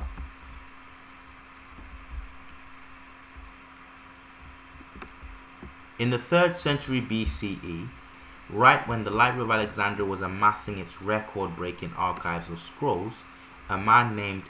listen, let me say shout out back to you, Cowlan. Says thanks, Trill. Big fan of your work. Yeah, and agrees 99% of my stuff. Yeah, so if I came across defensive there, that's my bad. But I just had to stand up for that point. I wasn't I didn't mean to bite your head off really there. But thank you. I see you. Thank you for your support, brother. Okay, the legend begins with a fake letter. This is an article in the Library of Alexandria, and again, there's no proof of it. In the 3rd century BCE, right when the Library of Alexandria was amassing its record-breaking archive of scrolls, a man named Aristeas wrote a letter to his brother Philocrates. Aristeas claimed to be a courier to the ruling king of Egypt, Ptolemy II Philadelphus. In his letter, Aristeas gave a first-hand account of how the Library of Alexandria came to be and how very big it was. Demetrius of Phalerum, the president of the king's library, received vast sums of money for the purpose of collecting together as far as he possibly could all the books in the world. On one occasion, oh my goodness, I lip smacked. Sorry, apologies. I hate when people do that. I can't stand it myself. On one occasion, when I was present, he was asked, "How many thousand books are there in the library?" And he replied, "More than 200,000, O king, and I shall make endeavors in the immediate future to gather together the remainder also, so that the total of 500,000 may be reached." The letter of Aristeas, as it's known, provides the earliest description of the monumental library at Alexandria and portrays it as a truly universal library intent on collecting and translating into Greek all of the knowledge of the ancient world. The problem with the letter of Aristeas is that it's a total forgery, says Hendrickson, who teaches at a Stanford University online high school. Most scholars date the letter to a century later and doubt the very existence of Aristeas.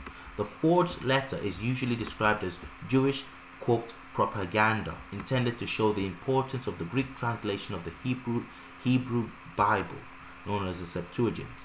The letter's author was trying to magnify the size and importance of the library and claimed that Ptolemy II himself had insisted that the Hebrew Bible he included in this repository, that the Hebrew Bible be included in this repository of all great knowledge. Okay, so straight up, it's doubtful from researchers that some of the accounts that claim to talk about the Library of Alexandria is actually fake, is actually not true. So that's what this very insightful, very well done article talks about. Look at that picture. That's strange, isn't it? Oh, look at that.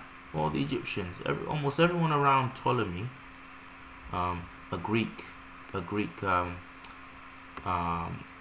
ruler of Egypt, there is black in feature. You've got these puffy-faced heavily prognatus sphinxes here. You got this black scribe here of some kind. I wonder when that was drawn. Okay, but even some non-fake ancient writers chimed in about how many volumes were really held at the Library of Alexandria, and those estimates vary wildly. Listen, check out this article. It's actually, I'll put the link in the description. The point is, the Library of Alexandria is a big, potentially, very likely a big myth that, again, nobody really checks, nobody really challenges, because it's part of this grandiose past that we've created for Western Europe. But say that was an African narrative, I bet you it would be laughed out, completely laughed out of the room. This, you didn't, you know the tropes, so I think it's important to point that out, and just to point out that John Henrik-Clarke makes that point, and he seizes on the opportunity to break another myth of the little men. Let's go on. Okay, go back. Don't need that yet. Don't need that either. Right, let's do this. I'm going to press play again. Let's go. For your question. Hello. I have two questions, but I know ask two questions. So then don't state it. Just ask one. I'll ask one question and you five. No. This guy makes everyone laugh, but just a word of warning, he's a sneak.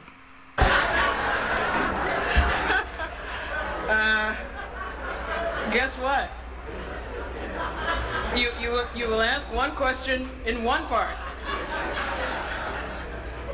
It seems to me that all four of our distinguished scholars could be congratulating each other, because they all have really contributed much to our knowledge. Instead, they act like those proverbial blind men holding on to different part of an elephant and saying, I've got him. And the question is, why is it that you cannot appreciate each other instead of insulting each other? Now, Thank you. That's it. No, there's no second part. Just a suggestion. Now, of course, what is behind, I suppose, is the political conflict.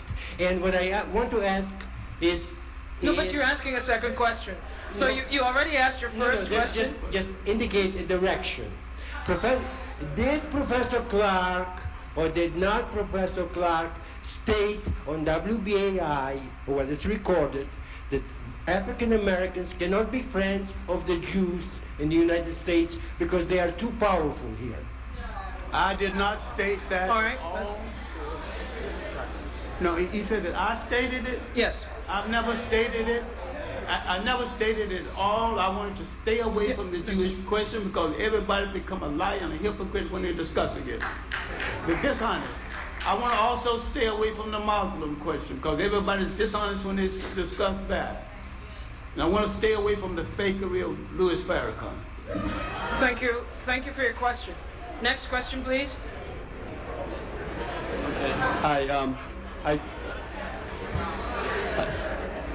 Yes, let's simmer down.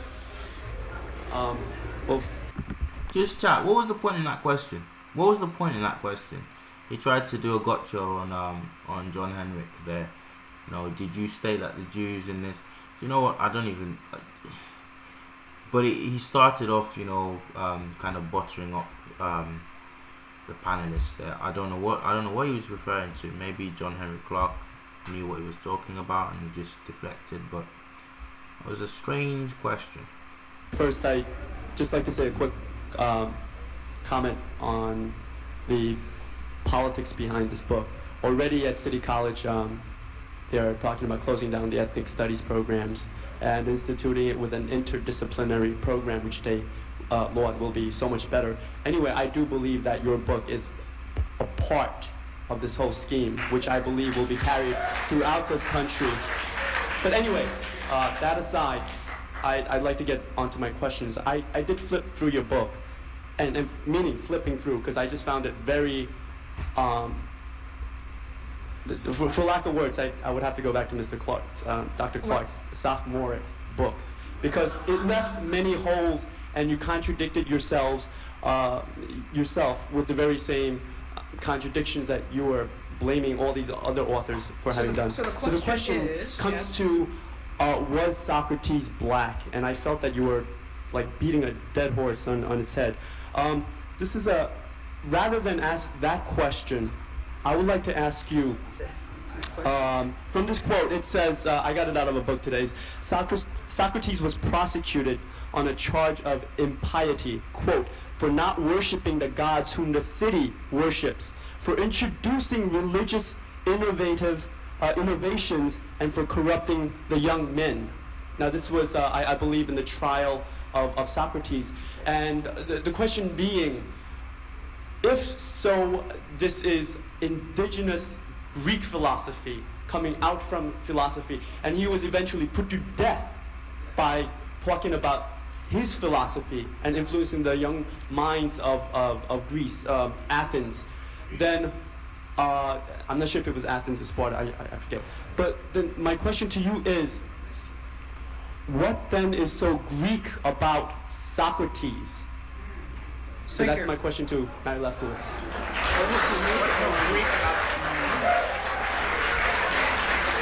Well, that's good too. Okay. You're going to want to hear this bit. You're going to want to hear my response to this question. And you're also going to want to hear what Mary Lefkowiz does here. This is very, very interesting. Mary Lefkowiz. So the question is,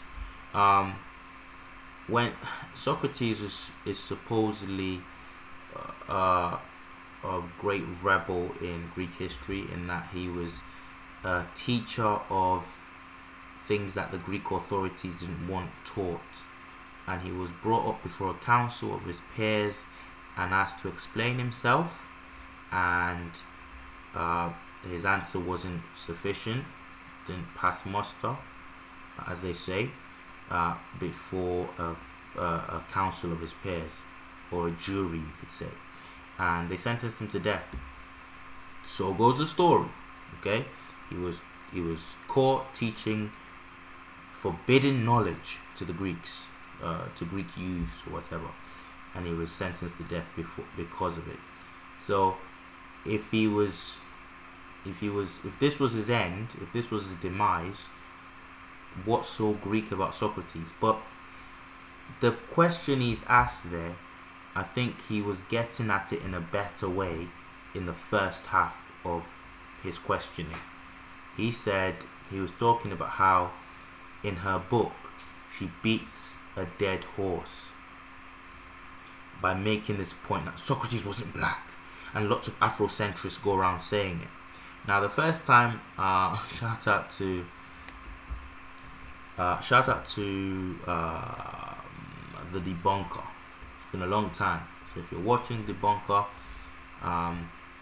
big shout out to you. Oh my goodness, this rice messing me up. Ooh, okay, so the debunker a while ago put me on to the fact that actually Socrates could have had black ancestry. The earliest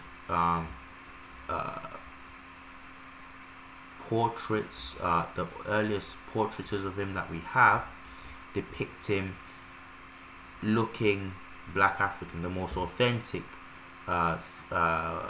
busts and sculptures of him we have show somebody with some black ancestry, that if they walked in the room right now wherever you are, it wouldn't be surprising if you were told, oh, this person's mixed. You know, we all know what mixed people tend to look like, okay? Except when they are part of a great white narrative, you know. Then all of a sudden, well, what are you talking about? We don't see color. Stop it. You know, stop it. It's a white person. Okay, that's when all of a sudden nobody knows what a mixed person looks like anymore, you know. But he sent me this sculpture of him. At the time I parked it to the side, but it turns out that sculpture isn't the only proof we have. You know, I think the debunker did make this clear to me at the time too, but I just was too busy to take note at the time. But turns out that there's records that hint at the fact that Socrates was of mixed ethnicity, and the other mix being the two main mixes being Caucasian and Negroid. Okay, now Lefkowiz goes to town on this in her book. Oh, these Afrocentrists, they don't know what they're talking about. You know, they're just trying to steal history. Let's get her response first. I'm not sure I understand your question. I'm certainly glad that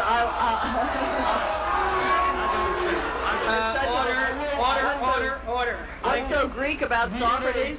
Can I reiterate this again? No, I think you've asked several questions there. I'm sure glad you like my book so much. But let me just say that Socrates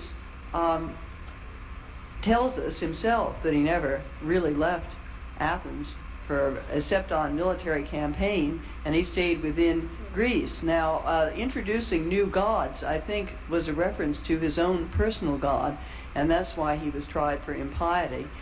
People did not have their own personal gods. They had to believe in the gods the city believed in. It's a long story. There's a considerable bibliography on that if you're interested.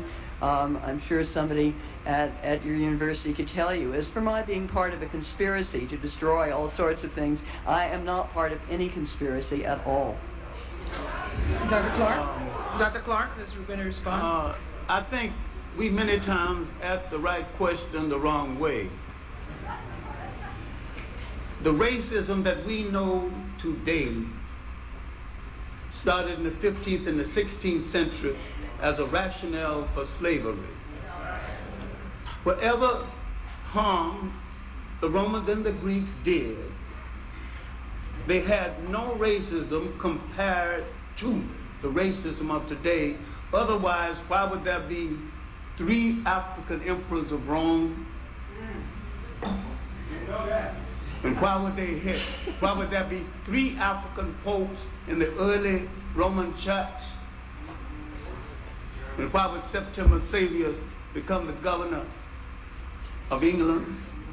The country's going to become England. I'm saying that if you charge the Greeks with the same kind of color prejudice we have today, you're charging them wrong. They've got enough crimes that they're guilty of without that. They had respect for talent wherever they found it, even among the people they conquered. And the people they conquered had upward mobility to the extent they fitted into the Greek or the Roman political intentions of that day. Now, I have gone to England and had the privilege of going in the basement of the British Museum. As a commoner, naturally I couldn't go, but when they asked the other person with me, what is your authority to enter and look at the sites in the basement of the British Museum? He was a Caribbean person who lived in America most of his life, but he wasn't a citizen, so he had officially been knighted by the Queen. And so he pulled out his card and the door to the basement opened. And we saw the picture of Herodotus, matted hair, pug nose, similar to mine. It was the statue was in the basement of the British Museum where it will stay and not be on display. But I don't argue Herodotus on the basis of his blackness or anything else. I argue on the fact that he had wandered away from his people. He had learned a concept and a way of living, a way of morality, different from that of his people. So just like Jesus Christ, when he came back among his people, he was preaching something that alien to that place. He did this food truck, driving the money changers from the temple. What are they going to make? But in other words, what kind of Jew is this? A strange kind of Jew. He don't trust to engage in trade. The Romans didn't want to have anything to do with it. So when the Roman governor when he was put on trial for sorcery, the Romans, he wasn't harming the Romans, he wasn't even preaching to the Romans, he was preaching to his own people. And so he pushed them back and said, he's your king. And they pushed him back toward the road and said, not my king. But he coming with all those foolish ideas. He hanging out in Egypt. So Herodotus has been, I didn't say he went to Africa, I don't know. But he was influenced by African moral thought. Thank you. Your question. Okay, right. Let's take it home. Let's deal with Mary Lefkowiz's. So actually, no. Let's work backwards. Right. So, guys, Henrik-Clarke there is talking about Socrates. He just, I believe, gets the names wrong. The question was about Socrates, not Herodotus. But you can forgive him for having Herodotus on his mind. Socrates, in my opinion, knowing how the experts deal with these things, was a mixed man, was a mixed black man. Now, I will show you that in a future video. But let me tease something. Let me prove that to you right now. Give you a little taster. Press 1 if you want me to show you a little taster of what I'm talking about. Press 1 quickly. It's going 30 seconds. I need to know that we're still out there, because I've seen we're not kind of bickering so much in the chat. But let me know. I really want to give this out. I need someone to press 1, because I've got this set up. Let me just go to it.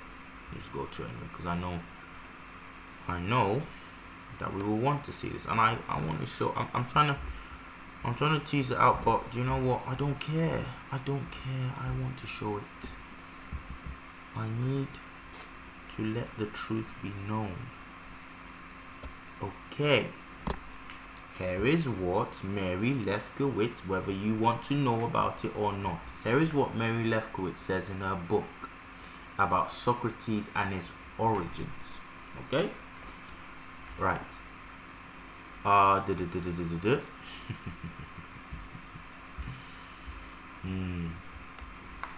move from that. Okay. This will prove to you the duplicity of Mary Lefkowiz. She says to that young man, I don't know what you're talking about. Again, dismissive. I'm glad you like my book. I'm not part of any conspiracy, but you are. You actually are part of a conspiracy, because in your book you've been duplicitous. In order to show, right, she starts off in this little section that I've taken from the internet. None of these traits prove anything about his ethnic origins. She's talking about the fact that in some texts, okay, by his contemporaries, Socrates was described as a man with negroid features. Okay, negroid features, and you can imagine in a society like Athens, he stood out. So of course, with these deniers of everything that's got to do with black history, that paints black history in a good light, they like to play this double game. On one hand, they will say that, well, if somebody was, again, let me know, chat, if you know about this, okay? Let me know if you've seen this. If these people were black, someone would have written about it. And then you show them where people have written about it, and they say, well, no, the translation is funny. It's you're not translating it right. And then you show them another one, and another one, and another one, and it's, no, well, that one's not translated right because it needs to link with this one. And, oh, no, is it Aristotle, pseudo-Aristotle? We don't really know if Aristotle wrote that. Okay, fine, but we know it's an ancient writer, so an ancient writer is calling the Egyptians black and too black. So, no, but it doesn't matter. It's pseudo-Aristotle. It's always another reason. Okay? So we have accounts describing Socrates heavily in ways that, short of the person, the ancient account saying, this was a Negro. I'm looking at somebody here with Negro. Short of that, the only conclusion you come to is, oh, Socrates was mixed. Okay, cool, move on. That's interesting. One of the great fathers of Greek philosophy was a black man. So all these proud boys who shout about, you're taking our history away, stop putting black people in these movies. Turns out Socrates, one of your biggest guys, but maybe the biggest guy in ancient Greek, popular ancient Greek philosophy, was of black heritage, you know. But she says, don't listen to those accounts. She starts off in this section in her book on Socrates. None of these traits prove anything about his ethnic origins. In order to show that a joke about his looking like a Silenus or satyr meant that Socrates had African origins, it would be necessary to establish that snub noses, broad nostrils, and wide mouths, no, you mean thick lips, in Athenian vase painting were exclusively characteristics of African types. This reminds me of someone else. This reminds me of, who was it? Press 1 in chat if you know. If you don't, that's okay. I'm going to tell you anyway. This reminds me of Champollion. Champollion the Elder, who goes around saying, well, Herodotus says that the Greeks, the Egyptians were black and kinky haired, but that's not enough to prove that the people are black. Lots of people are. And then in the same chapter, I think in the same page, goes on to say, like, I'm paraphrasing, but it's not far off from the paraphrase. He goes on to say, black skin, and everybody knows black skin and curly kinky hair is the true feature of the Negro. It's like you're in the Twilight Zone. You're like, This guy just said, like a few minutes ago, you can't stake anything on Herodotus calling the Egyptians black and kinky head. And then, like, in a few lines, he's saying, well, because he's trying to, they're speaking out of both sides of their mouths. Somebody made a comment not long ago in one of the chats of a video I made on the ancient Egyptians, and he said, I saw it, I see your comments when they come through. I value every comment, even the troll ones. The troll ones give me good data or good information. I know where you live. No, I'm joking. Maybe I do. But this commenter came in and said, yo. If you have to come up with this excuse and that excuse, Occam's razor, it's very likely that they were actually black. These people are doing too much to explain away the blackness of the ancient Egyptians. It's just ridiculous. And this reminds me, what she's saying here reminds me of what this fraud Champollion, the brother of the more honest Champollion Figeac, who translated the Rosetta Stone. This reminds me of what he said. She goes, quote, in order to show that a joke about this looking like a Silenus, that's a very convoluted sentence. But effectively, you have to establish that snub noses, broad nostrils, and wide mouths, big lips, are exclusively characteristics. Look at the threshold that you have to prove, that you have to meet in her mind now, all of a sudden, to prove that somebody was likely of black African heritage. Look, but when they want to, they'll turn that on its head and say, well, the Egyptians clearly drew the Africans separately. They drew the Africans differently because look at the black skin color of the Nubians further south. Yeah, until you show them that Egyptians are also painted in the same color, and Nubians are also painted in dark brown as opposed to black as well. That's all over the walls. It's just variations in black African skin tones that the Egyptians are. You can look at plenty West African paintings and sculptures that don't show people depicted in matte black. It's a deep brown that we're using in West Africa. These ancient statues and carvings and sculptures are painted in a dark brown. We don't go around all of us painting each other, but we do recognize that there are some of us who are literally blue-black. Okay? But in her mind, she says, you have to show that broad nostrils and thick lips. That's how he's described. So back in Sane Land, that's how Socrates is described in, I think it's a symposium of something or the other. I'll come to that in a minute. She contradicts herself. She goes on. But in fact, these features are by no means exclusive. Greeks thought that the Scythians were snub-nosed. Maybe they were mixed black, who knows? And they lived in what is now South Russia, about as far from Africa as anyone at that time could have been imagined to live. Okay? Someone needs to tell her about the Colchians. And like numerous other peoples who live miles and miles away from Africa, but okay. In vast paintings, by far the largest number of faces with these features belong to the Silenoi or satyrs.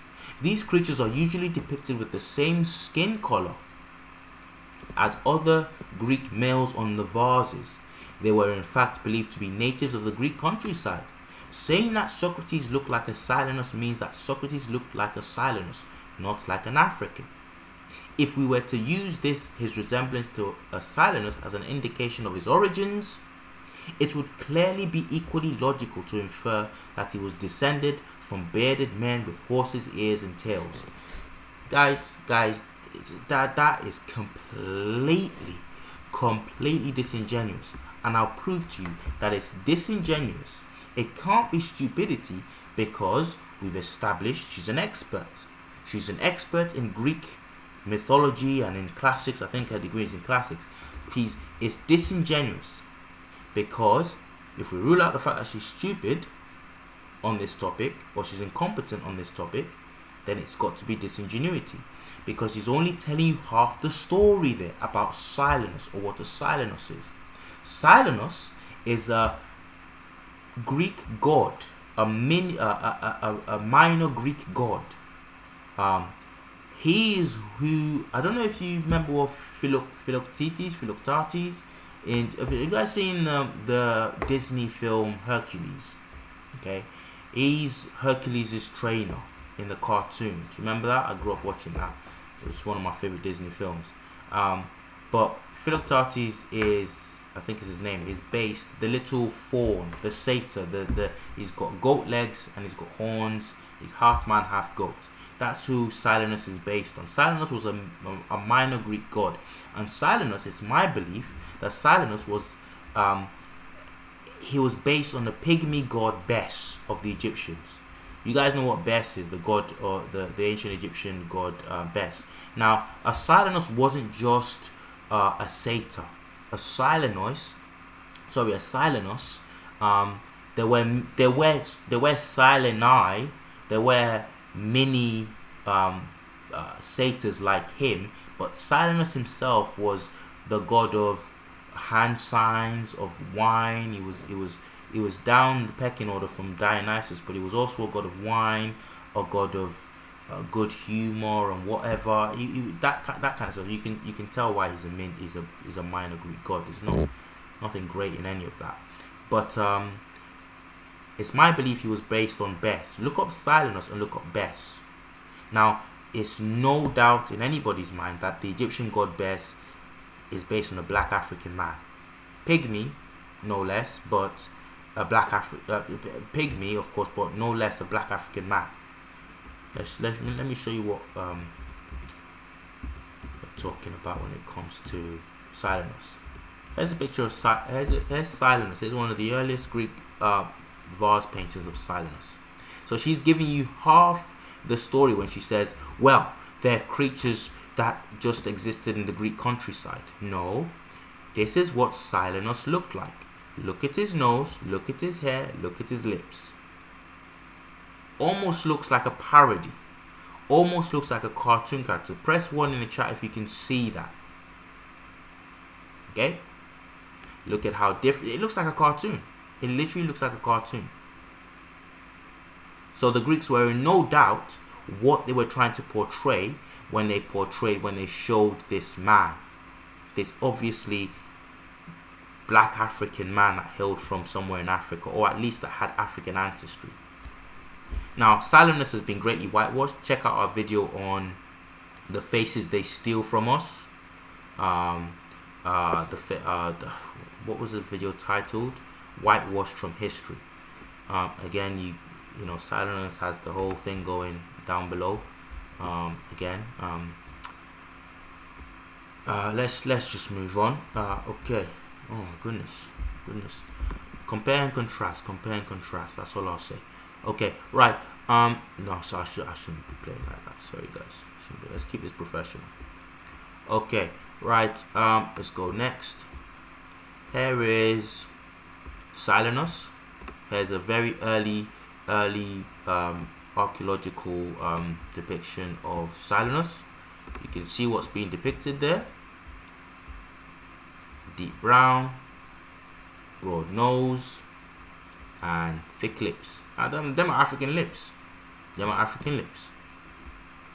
You know? Okay. Alright. Let's go on. This is another image of a Silenus. The images, this is she says she's not part of any conspiracy, but this is the thing. The deeper you dig, the deeper you dig, and you've got an open mind, there's no way you can come to any other conclusion that there isn't a conspiracy to hide the elements of this stuff that proves the blackness of things. Okay, look at what Silenus is looking like.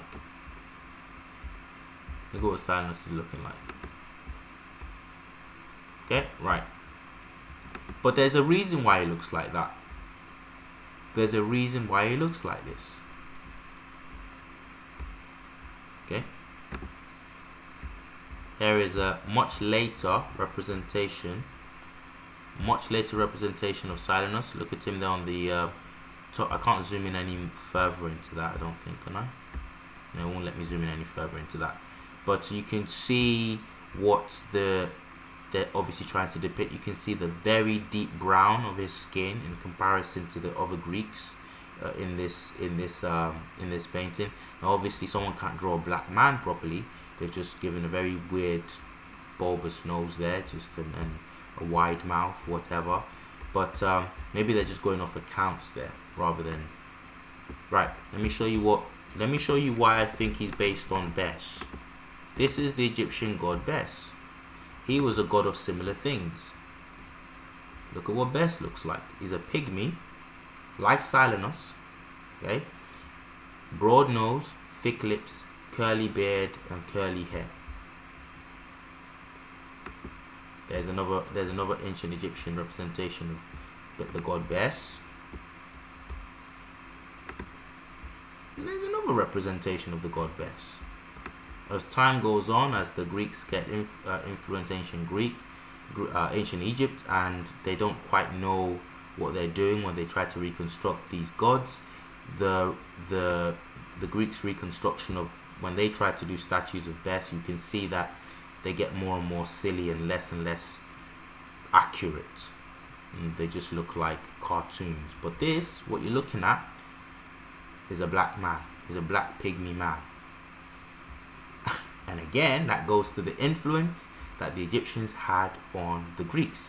Now, how do I know that the Egyptians influenced the Greeks in terms of this god Silenus? Apart from the similarities, you do a little table and find out what Bes, the Egyptian god, find out what he was noted for as a god, and find out what Silenus was noted for. You'll see the overlap clearly.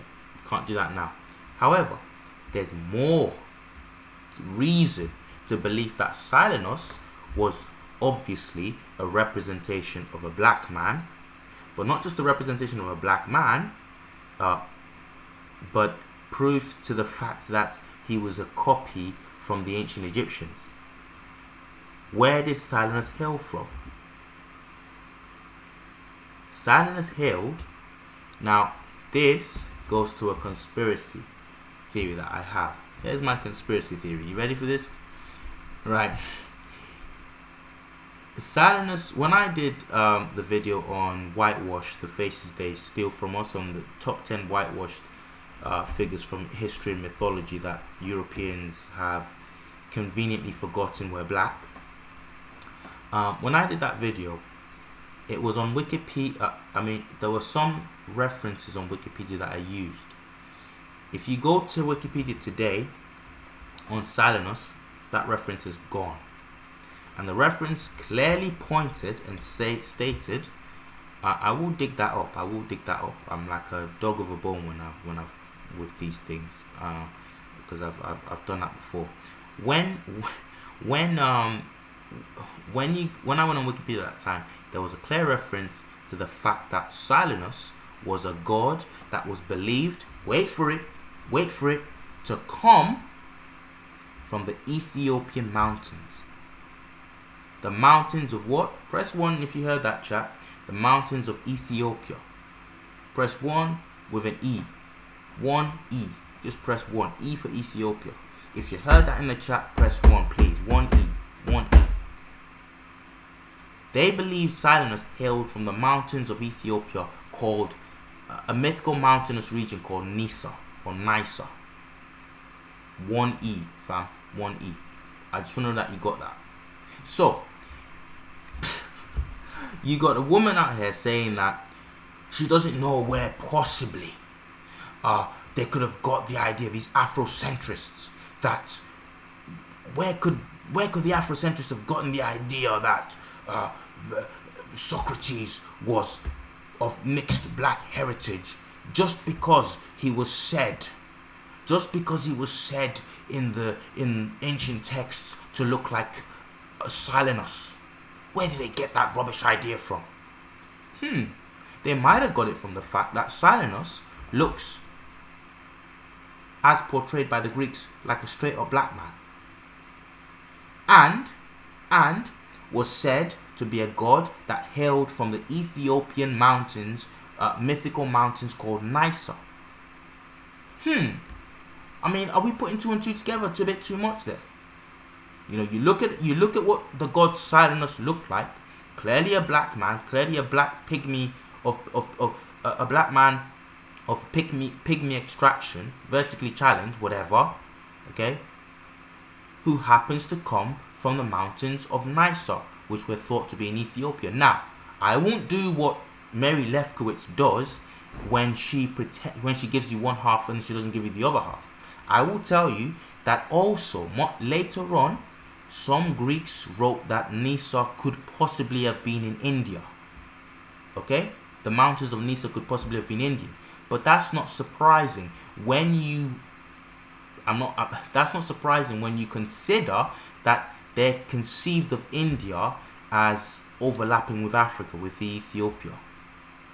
You read again and again, and there's this overlap between India and Ethiopia. They looked at the dark Indians, especially the Dravidian Indians, and they believed that they hailed from the Ethiopians. So they believed that, okay, they were divided by the African continent and India, the subcontinent of India, whatever, is divided by the Indian Ocean, but they still believed that there was migration and sailing back and forth, because how else do you get the Dravidian Indians? How else? Okay, they're wavy haired, but come on, some of them actually aren't wavy haired. Some of them are quite kinky haired. Okay, how else do you get that if not for back and forth trading, exploration from Ethiopia? They went racist. It wasn't a big deal to them to think that these two spaces overlapped. But now, today, there's this big debate. Where did the Dravidians come from? Oh, we don't possibly know. You know, come on. So, yes, there is mention of the mythical Ethiopian mountains of Nysa being in India, possibly, in the ancient record. But Herodotus writes that it was in Ethiopia. Other writers believed it was in Ethiopia. And considering they conceived of India as part of Africa, or having some link, some close link to Africa, basically Africa divided by sea, it's not surprising that some people later on then said, well, you know, he could have come from this Nysa, this mountain range of Nysa could be somewhere in India. Okay, it was all myth anyway.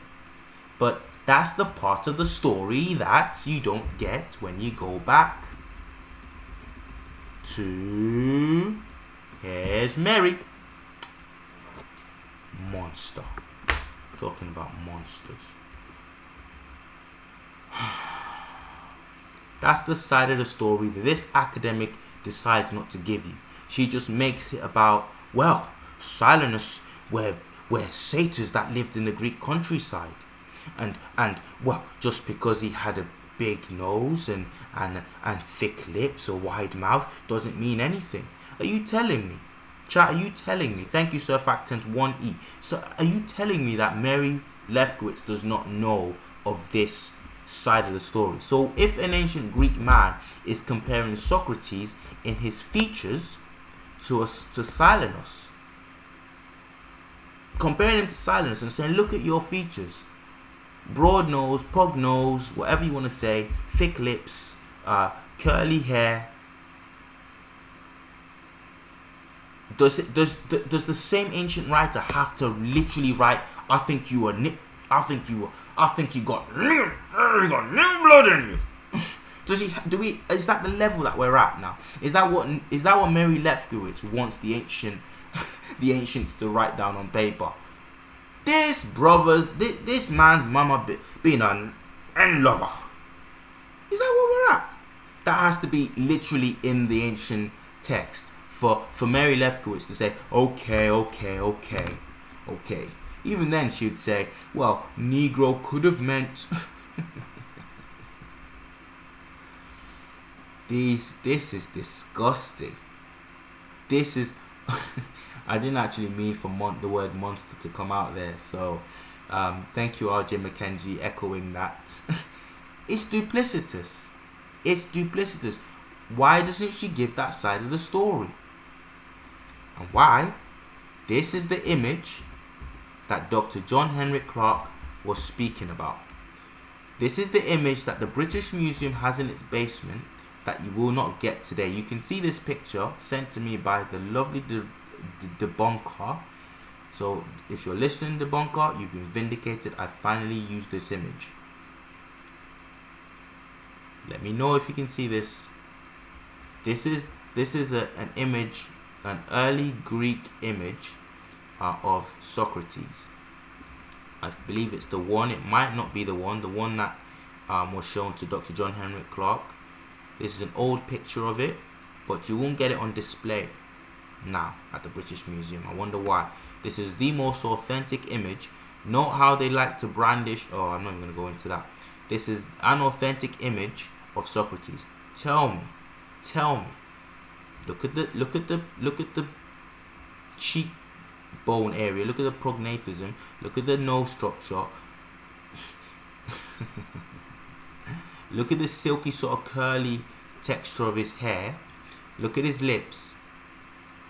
And listen to the fact that the ancients described him, compared him to Silenus, a god that hailed. It's unbelievable. It's actually unbelievable. That's Socrates, right? Here's I believe the same picture, same image in color. Up close. Look at that. Look what you're looking at. Looks like my daughter. Actually looks like my daughter, who is also of herself of mixed heritage. Yes, there you go. Look at him there. Look at him. Right hand right there. Look at him. These are authentic depictions of Socrates as done by the ancient Greeks. Okay? But again, the likes of Mary Lefkowiz will have you believe that you are not seeing what you're seeing. You're not seeing what you're seeing, and what you've read about him is not true. It's a nonsense. Okay, right. Let me show you. Do you know what?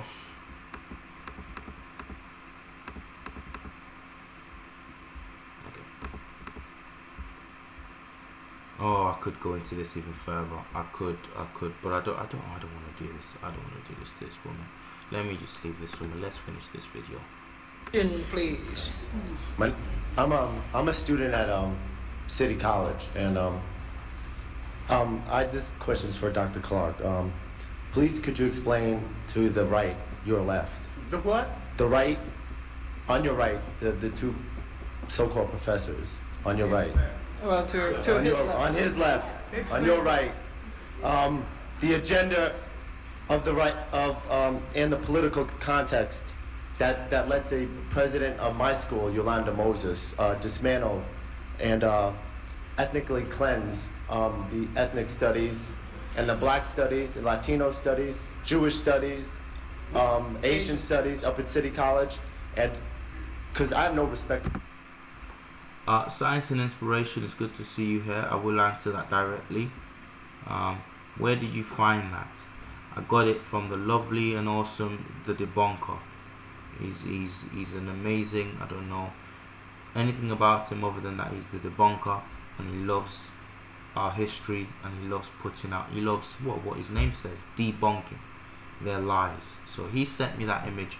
I didn't take it serious at first until I looked into it, because I get a lot of stuff coming through. Some of it proves when you research, but the debunker, anytime he sends me something, I found that if I research it, it's legit. Same with a lot of you people out there who send me things. So keep it up. Thank you very much. I got it from the debunker. Because up at City College, we are fighting here every day. All right. For what? The question is, I want Dr. Clarke to explain how this is, what's this doing to the train of thought in our universities, and how it lets people politically dismantle our universities as we know. Thank you for your question. This trend started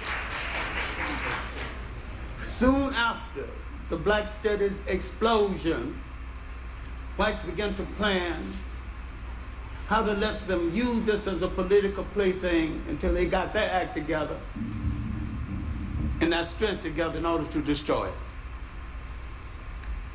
It wasn't meant to be, no one if you ever got this simple thing, people never educate you in the technique you can use to take their power away from them. See, education has but one honorable purpose, one alone. Everything else is a waste of time. That to train the student to be a responsible handler of power. No one ever wants us to be responsible handlers of power. He's saying that it has nothing to do with political lines. The left don't want us to be responsible no more than the right. But they want to dominate us in a different way from the right, and they think they can dominate us better. It's an argument of not of whether we will be free, but who will enslave us. And had we should accepted the responsibility of making black studies strong enough to take this assault. We could have anticipated it and argued with it, but we dissipated too much energy arguing among ourselves over triviality. We are partly to blame for what is happening. Thank you, Dr. Clarke. Your question, please. My question is to Drs. Lefkowiz and Rogers. I would like information about the foundation and grants regarding the publication of the book. How did... This is interesting, coming right up. This woman is about to ask, Mary Lefkowiz says she's not part of a conspiracy. This woman right here is about to, this lovely woman right out here is about to expose inadvertently a lot of lies. She says she's not part of a conspiracy, but she's going to ask about where they got the funding to do this, their attack on Martin Bernal's work and write this book, Not Out of Africa, this white supremacist book, Not Out of Africa. University of North Carolina come to choose them? Did they make the application for the grants? And what are the foundations? Thank you. There's a simple answer. There were none. None. None. Zero. Zilch. None.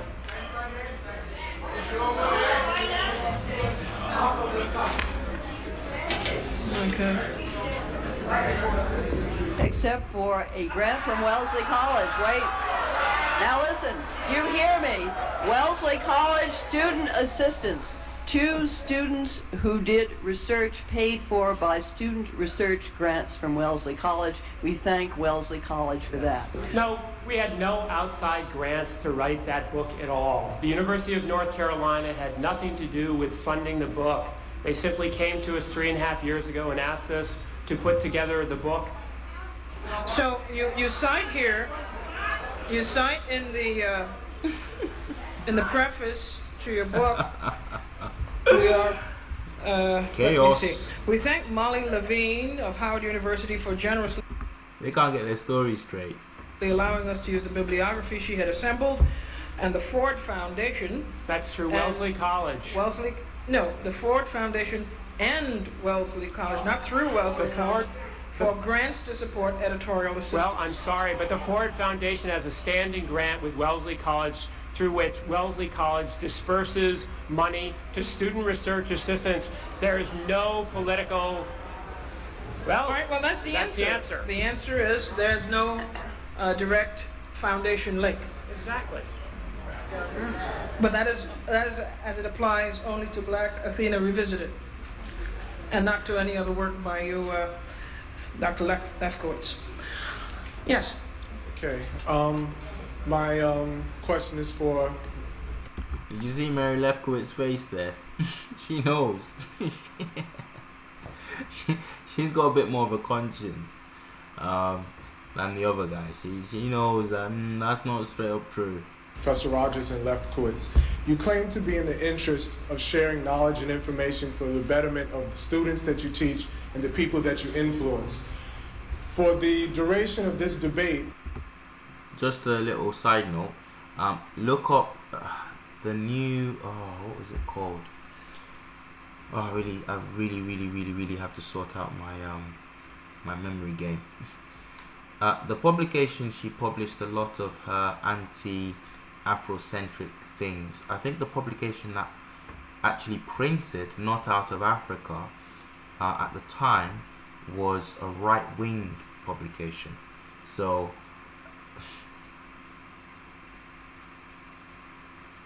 I don't know what we're talking about here when she says she got no funding from outside sources. The publication that solicited and, well, possibly solicited and pushed the book and marketed the book and published the book was a right-wing organization. It wasn't a right-wing organization historically, but I've looked into it. The New Republican or something, I think it was. But in any case, it was a publication that at the time was going through a kind of identity crisis.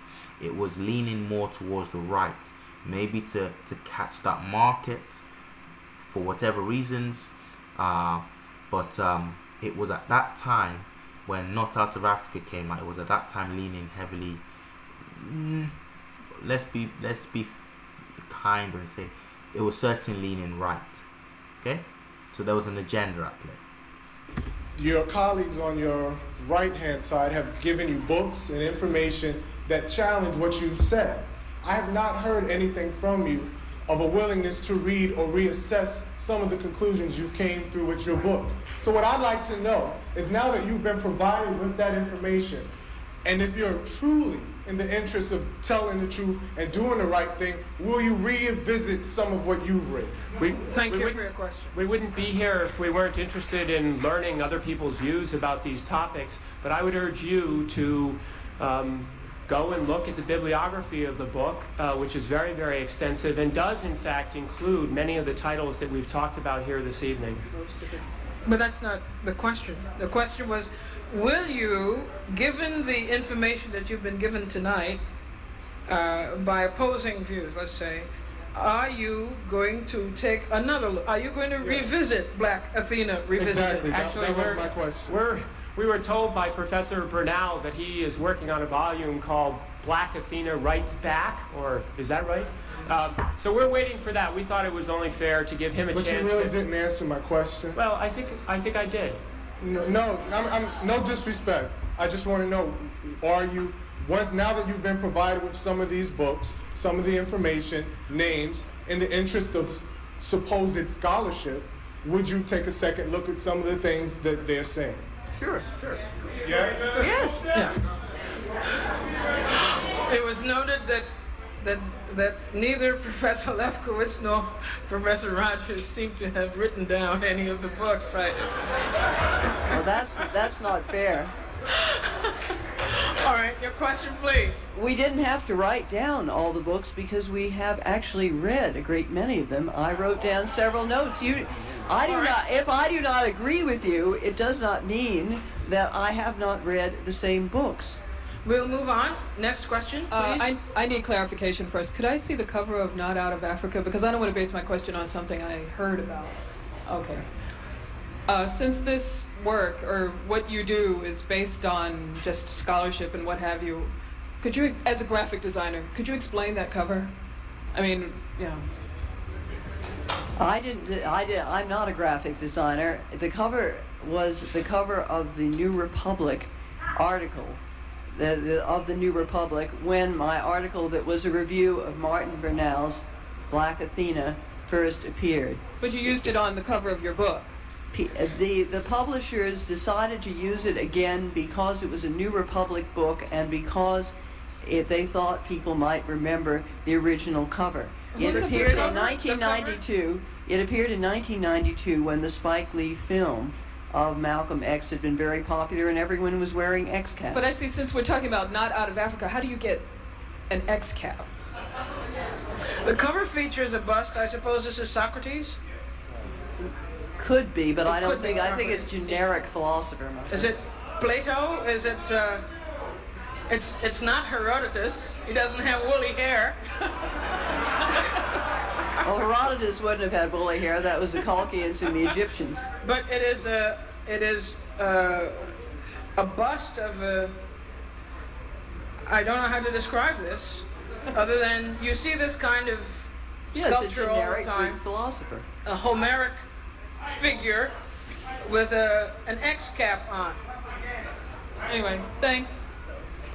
If you want to see the image that she's talking about, look up first edition, Mary Lefkowiz, Not Out of Africa. Not Out of Africa, first edition. Not the revamped cover. But that, what the woman's getting at is, if your book has no agenda, why such an inflammatory cover? You've got a Greek bust, and you've got a sort of cap, an X cap, a cap with the X on it. I think it's from Malcolm X. It's Malcolm X reference. The cap is, and it's something that the famous, help me out, who's the famous black director? Popularized in one of his movies.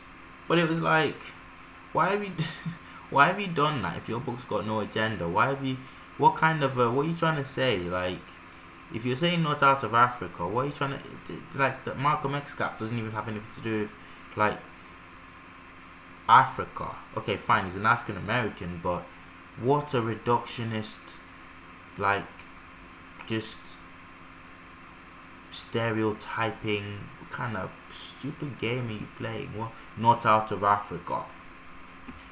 It's tantamount to today decking like on your cover about Not Out of Africa, an attack on a serious attack, academic expose of Afrocentrism. Spike Lee, thank you, RJ Mackenzie. I saw that straight away. Thank you. Spike Lee popularized that cap apparently. So, it's tantamount to decking like a Herodotus bust in like bling and chains and whatever, and then saying Not Out of Africa. Like, what does that mean? What are you doing? What the what's going on? What is going on? Oh my goodness. But she's supposed to be all about the serious debate and... Thank you. Question, please. Good evening, Mr. Bernal, and to Dr. Henrik-Clarke. First of all, Mr. Bernal, maybe you'll be willing to explain how anti-Semitism got involved with Black Athena. Professor, what is your name? The lady, I'm sorry? Lefkowiz. Lefkowiz, you brought up the subject of anti-Semitism. I want to know, what does that have to do with Black Athena? Thank you. Dr. Henrik-Clarke or Dr. Bernal can answer that. Thank you. I don't think anti-Semitism should have been brought into the discussion at all, because most people who accuse people of being anti-Semitic have never, most people who accuse you of being anti-Semitic have not even explained exactly what is a Semitic. It started off as a linguistic term. How did it become a racial term? There are Semitic speaking people of all colors. So it's not an exclusive thing for the people who adopted the name Jew, mainly in Europe, because the word Jew was not used widely in the ancient world.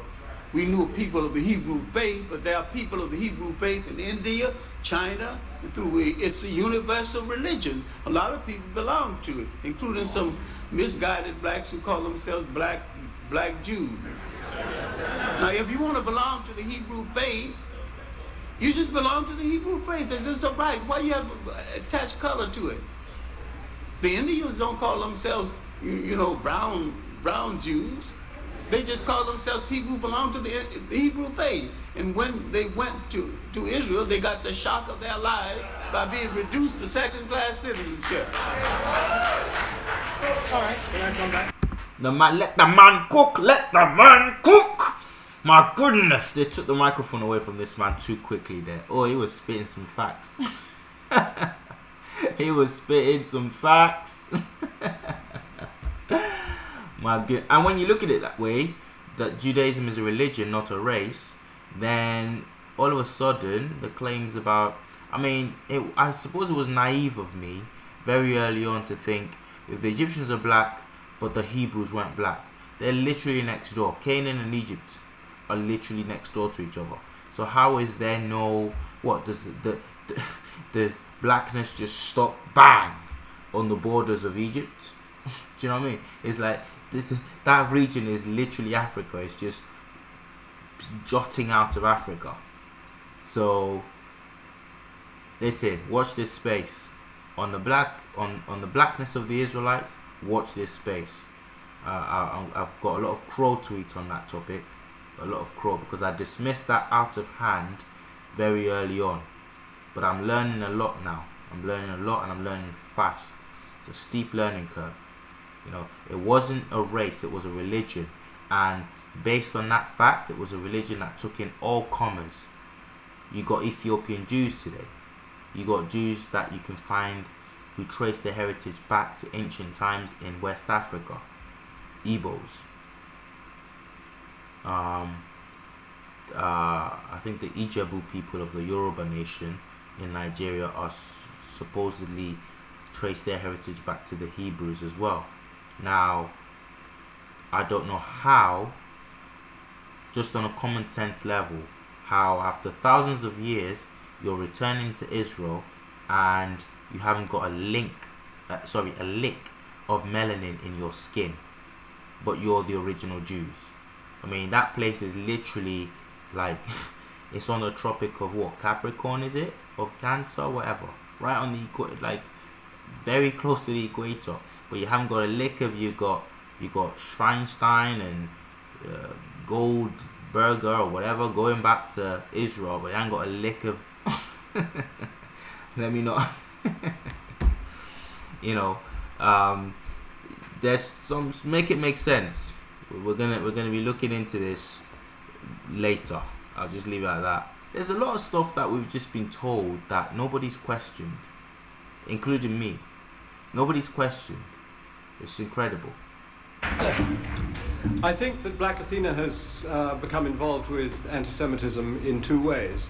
That is, in my book, I do spend about half the text, or almost half the text, talking about Phoenician influences, that is, Semitic-speaking influences on Greece, and how anti-Semitism among European scholars in the late 19th and early 20th century affected the interpretation of those influences on Greece. So that has one big aspect, and I've been attacked for that by Tony Martin and some others for spending too much time on looking at Jewish or Semitic influences, not Jewish influences, Semitic influences.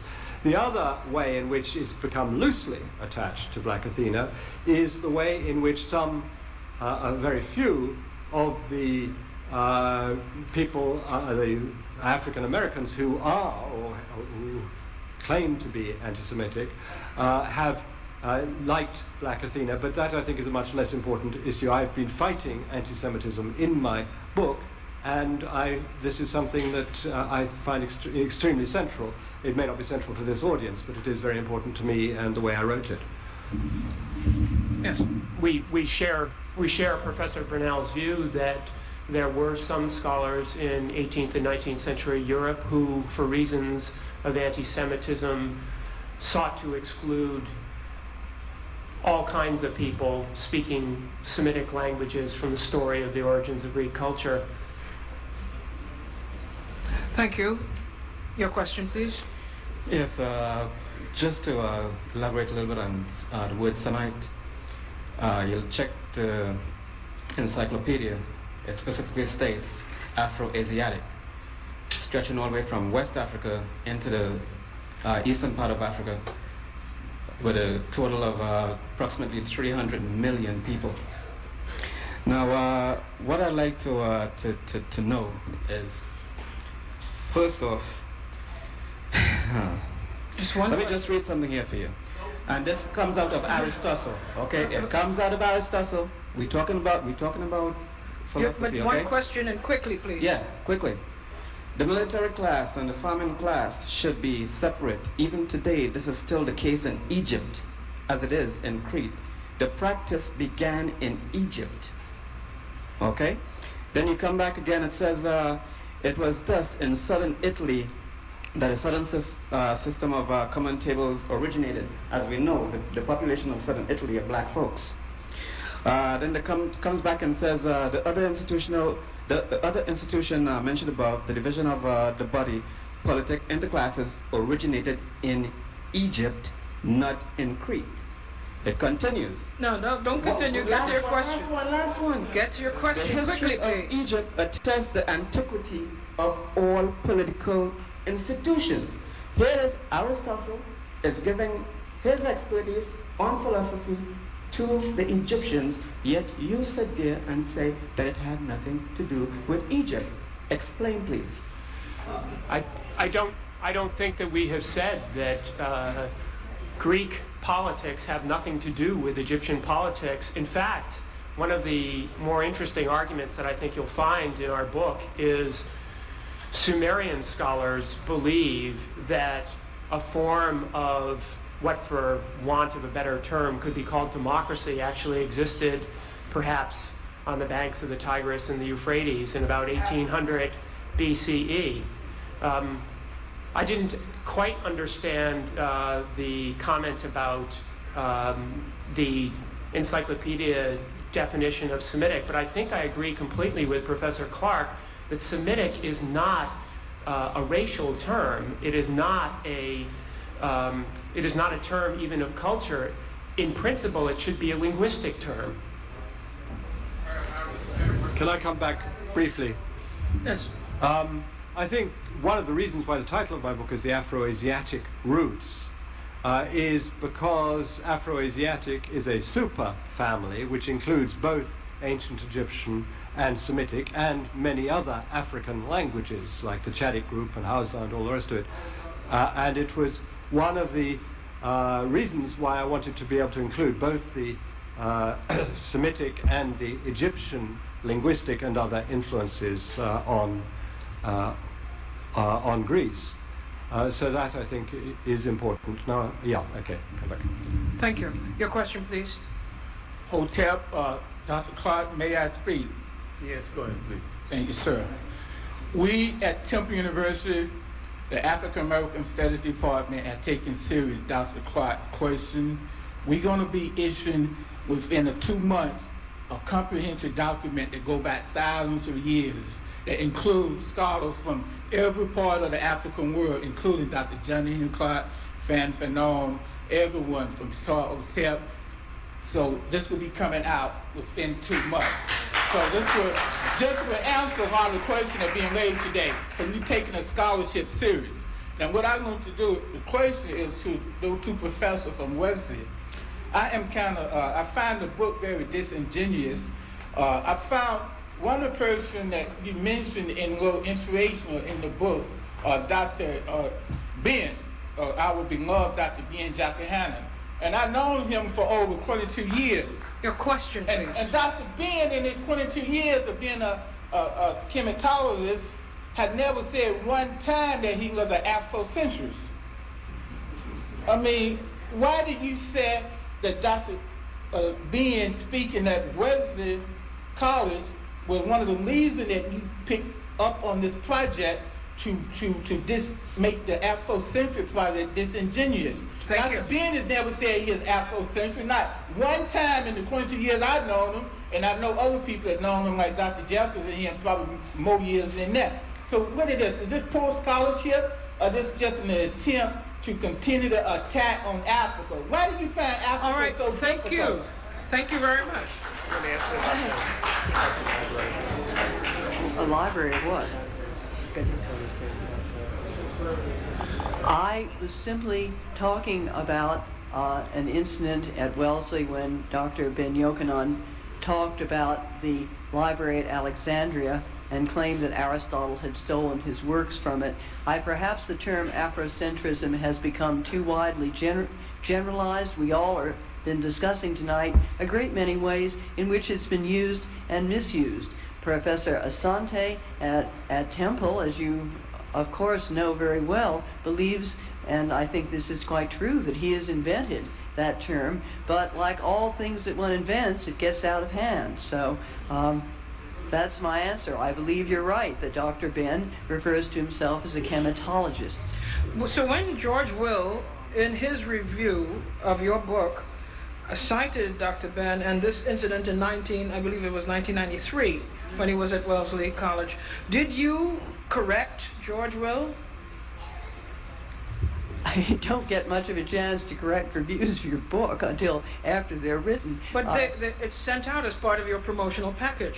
Well, I don't send out my promotional package, but I'm not responsible for what George Will writes. I mean, you're making me responsible for absolutely everything in the whole world. It's very interesting. I wish I had this power. What do I do with it? Wow. George Will made the point that the question made, basically ascribing to Dr. Ben Yochanan this Afrocentric label, and since the article is disseminated to the public and to people like me in media as part of a promotional package for your book, I would imagine that had you had serious differences of opinion with George Will, a conservative writer, about this particular label or association with Dr. Yochanan, you may have either withdrawn that piece of literature from your publicity package, or you may have written directly to Mr. Will and corrected him. I don't quite see why George Will shouldn't use the language that he wishes to use and be responsible for it himself. That is his prerogative and his problem. And you're trying to and you don't mind inaccurate information being associated with your book? A great deal of inaccurate information about my book has been associated with it tonight. Okay, you made it clear. Hello, you're on the air. I almost said you're on the air.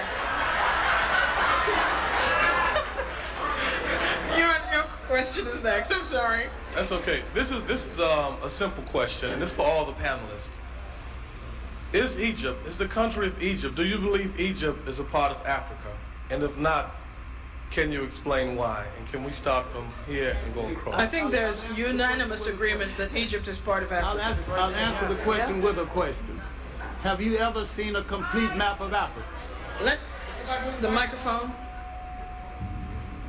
If you see a complete map of Africa, Egypt is focused, then imagine a woman's body. Egypt is the culture womb of that body. Although its original population came from the south, and there's so many documents to prove this, it's not even an arguable point. If Egypt gave birth to a civilization, the impregnation started in the south. And Egypt became the beneficiary of the largest gathering of technology, of technicians in history. Because the Nile Valley stretches 4,000 miles into the body of Africa. When Egypt discovered massive agriculture, she could feed a lot of people, she could house a lot of people.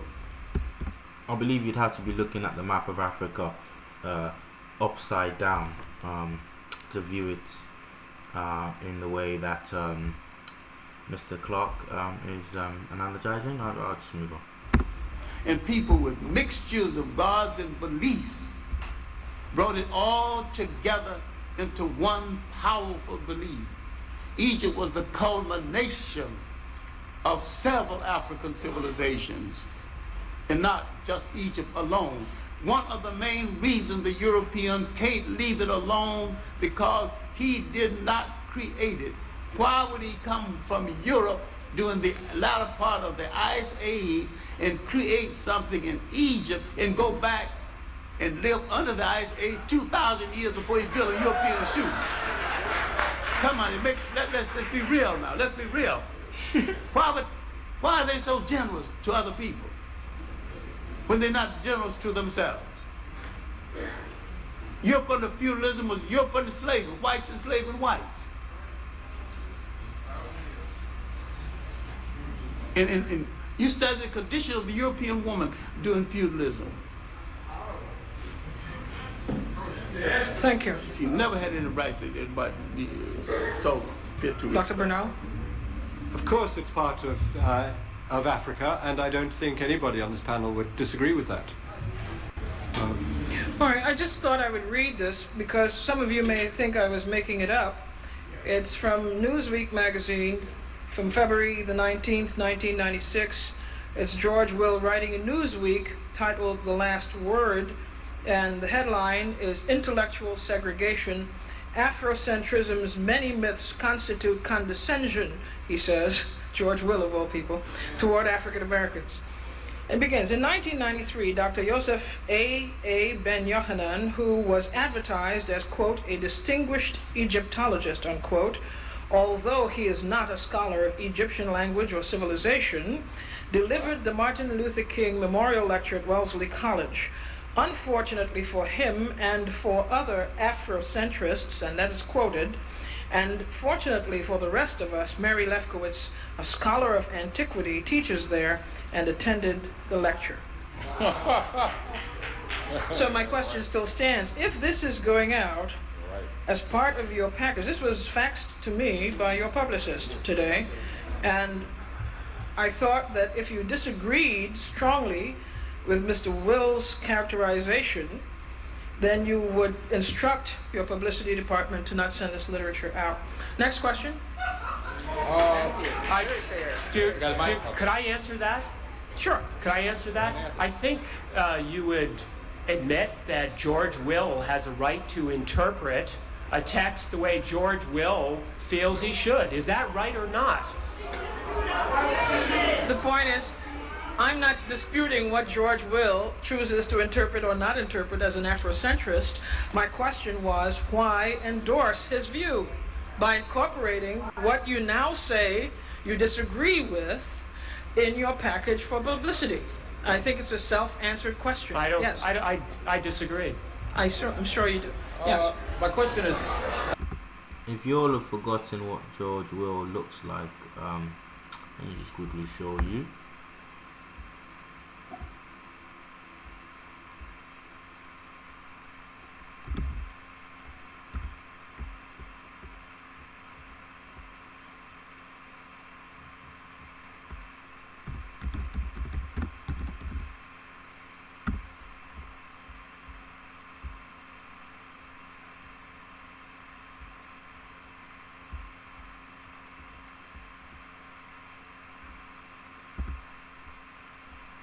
I remember seeing this guy on Fox News quite a lot. If you've got Sky here and you like to work out what's going on in that crazy place called America, you would have seen this face before. That's George Will. Rabid.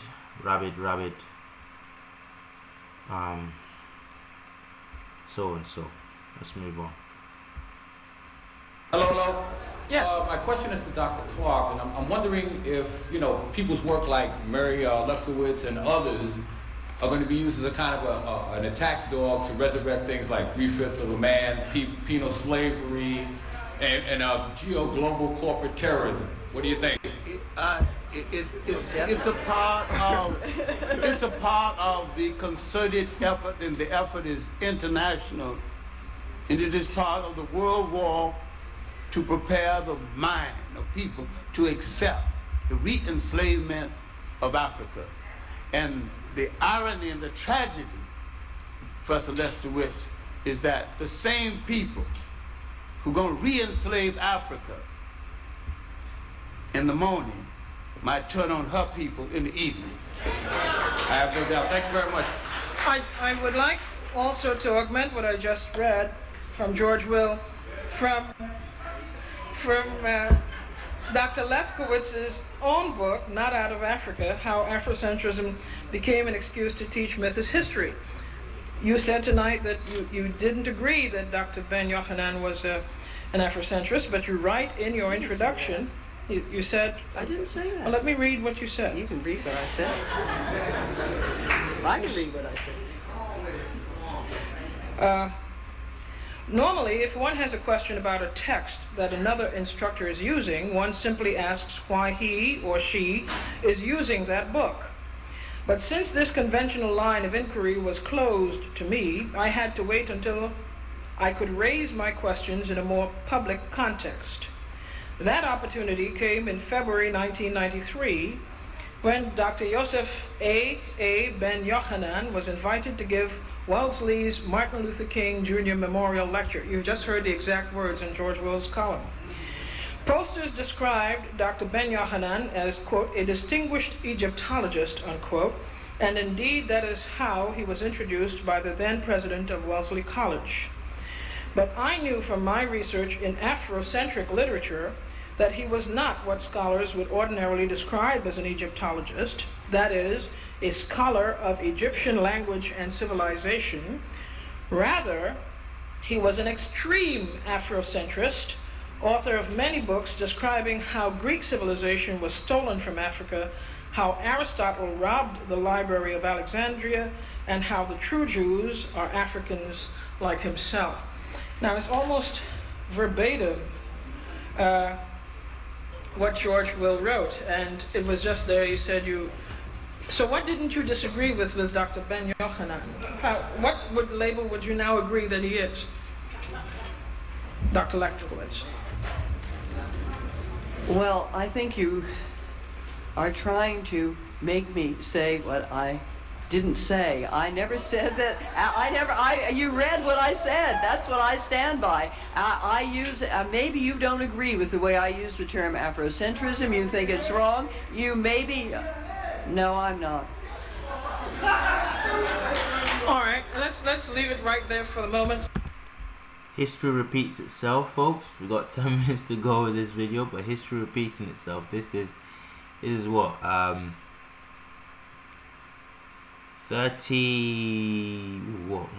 28 years ago, this incident, and we got this individual here quibbling and deflecting about how she used the term Afrocentrist in a disparaging way against somebody, but once she's been caught red-handed, I think she claimed earlier that she didn't say that, she didn't call him that, or she didn't mean it in a derogatory way.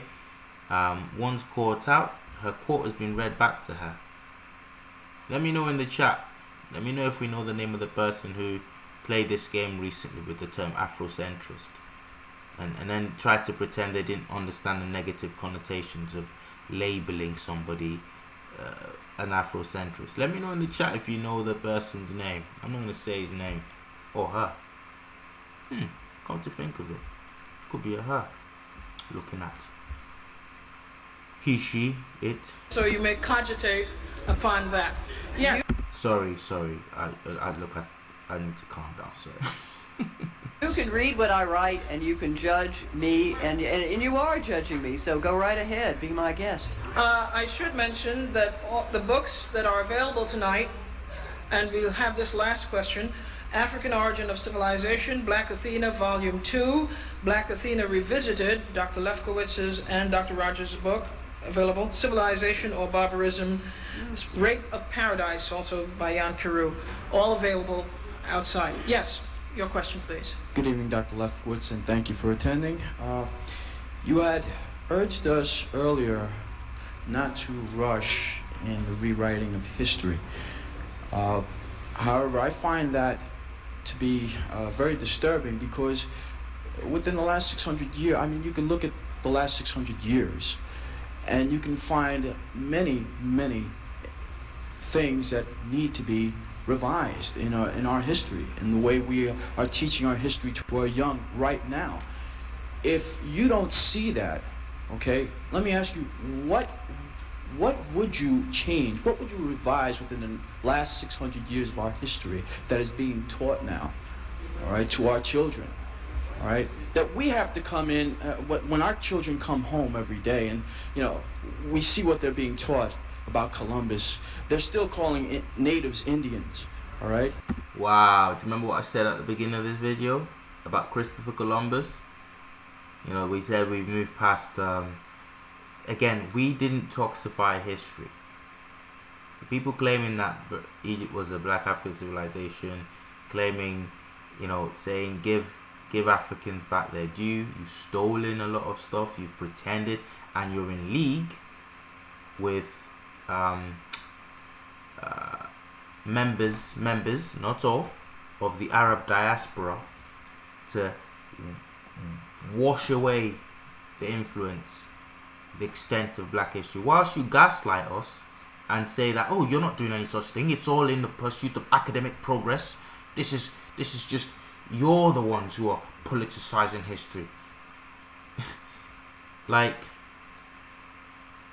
this is what I said at the start. Christopher Columbus wasn't as evil as they get, and yet we have a day. Americans celebrate Columbus Day, you know, and you tell us that the work that people like myself do, and others out there, Kweli Mika, The King's Monologue, Know Thyself,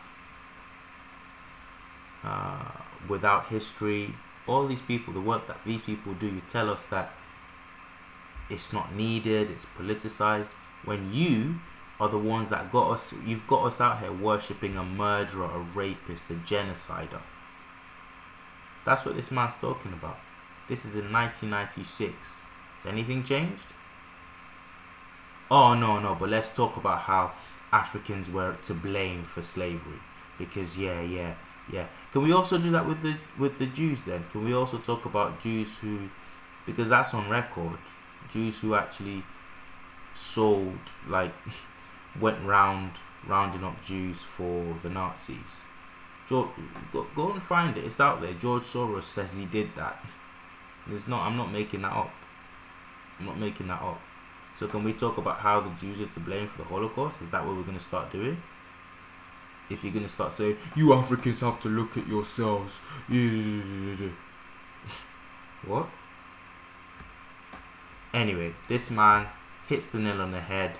I need one of those Jamaican klaxons. And a big glass shattering explosion. This guy is dropping some gems. Sorry for interrupting him. Your question. What would you change? And how soon would you think would be, what is quick enough for you? I mean, should we take 10 years to change these things? Thank you.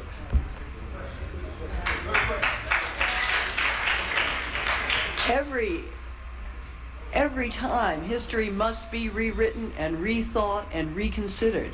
And in the light of the progress, if there has been any progress, I think there has, then we can rewrite every history. But we do not rewrite the basic facts of history, which are things very simple. Let me just tell you things you have to stick by. In writing the history of the Civil War in this country, either you have to say Lee surrendered to Grant or Grant surrendered to Lee. Both didn't happen. So that's the kind of thing I'm talking about. We can't rewrite those basic facts, but we can rewrite interpretations, and there's been a great deal omitted in the history, and maybe you've cited some terms that are condescending, terms that should not be used anymore. That's another example of something that can be done. But I'm not going to be able to rewrite in my lifetime the whole of the school curriculum. That's up to all of us. I think that that's a very good and fair question. My answer to that is that what worries me the most is not rewriting history, because history is always provisional.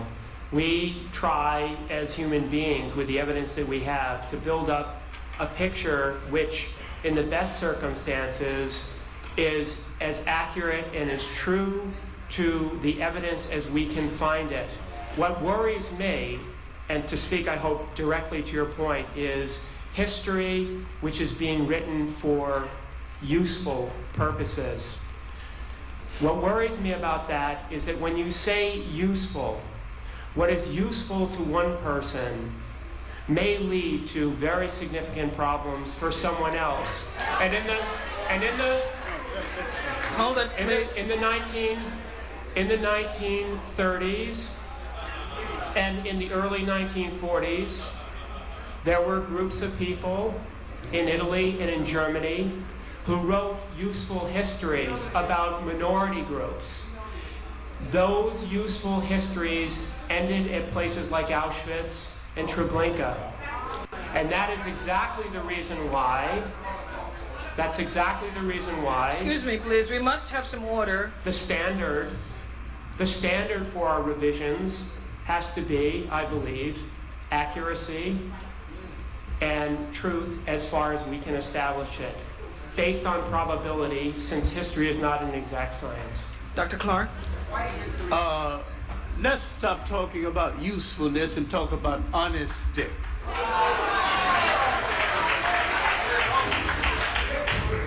Let's talk about the making of the United States, the design of this country.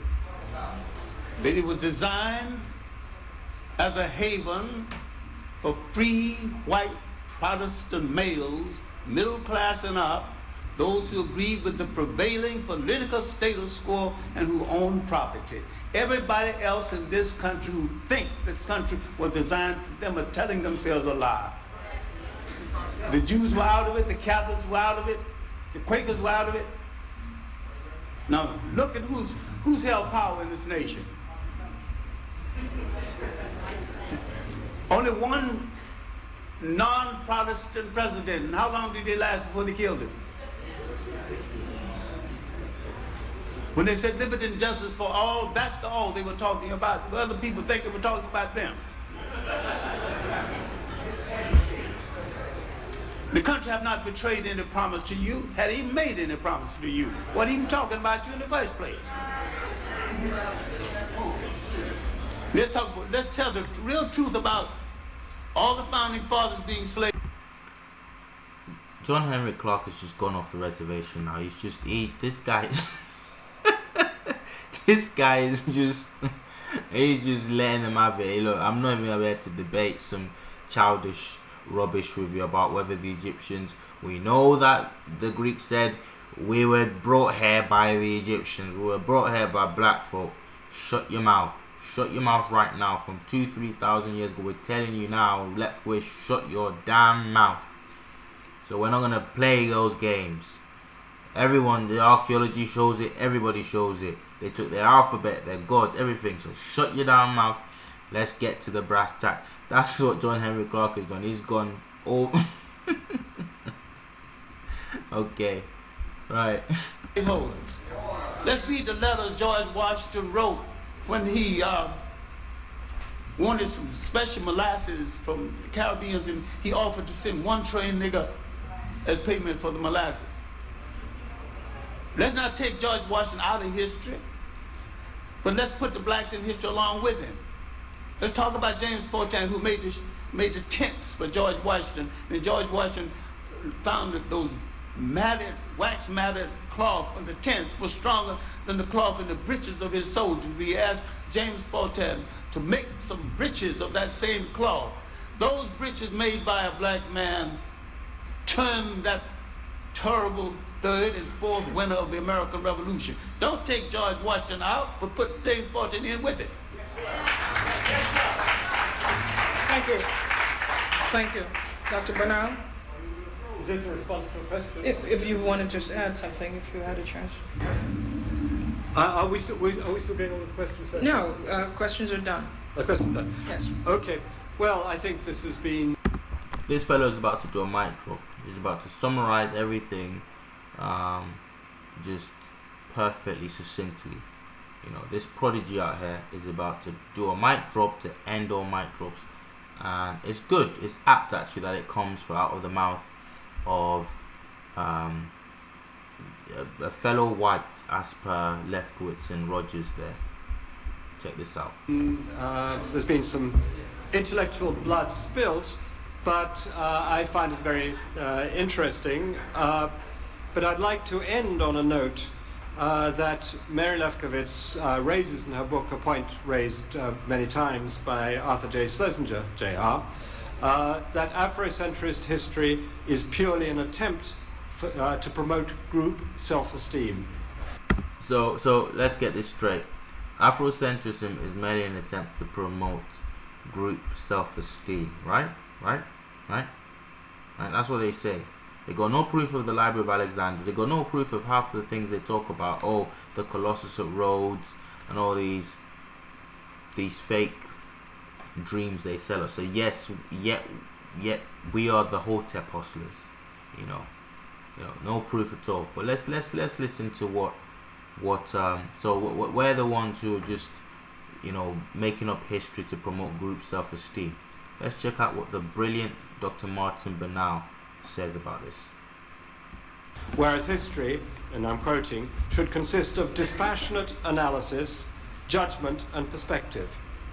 In fact, this desirable goal is very seldom reached in schools, which nearly always stress the achievements of the dominant group or the majority group in that school. Nevertheless, I quite agree with them that one should try to transcend these intellectual or social environments and achieve objectivity as far as it's possible to do so. However, classics, based as it is in what I call the Aryan model, with its insistence on a European and pure Greece, is an extreme example of feel-good scholarship for Europeans. Well, did you get to that? Did you get to that? Okay. So, if Afrocentrism is an attempt to boost the esteem of blacks, what's classics? What's classics? If not an attempt at white boys making themselves feel good.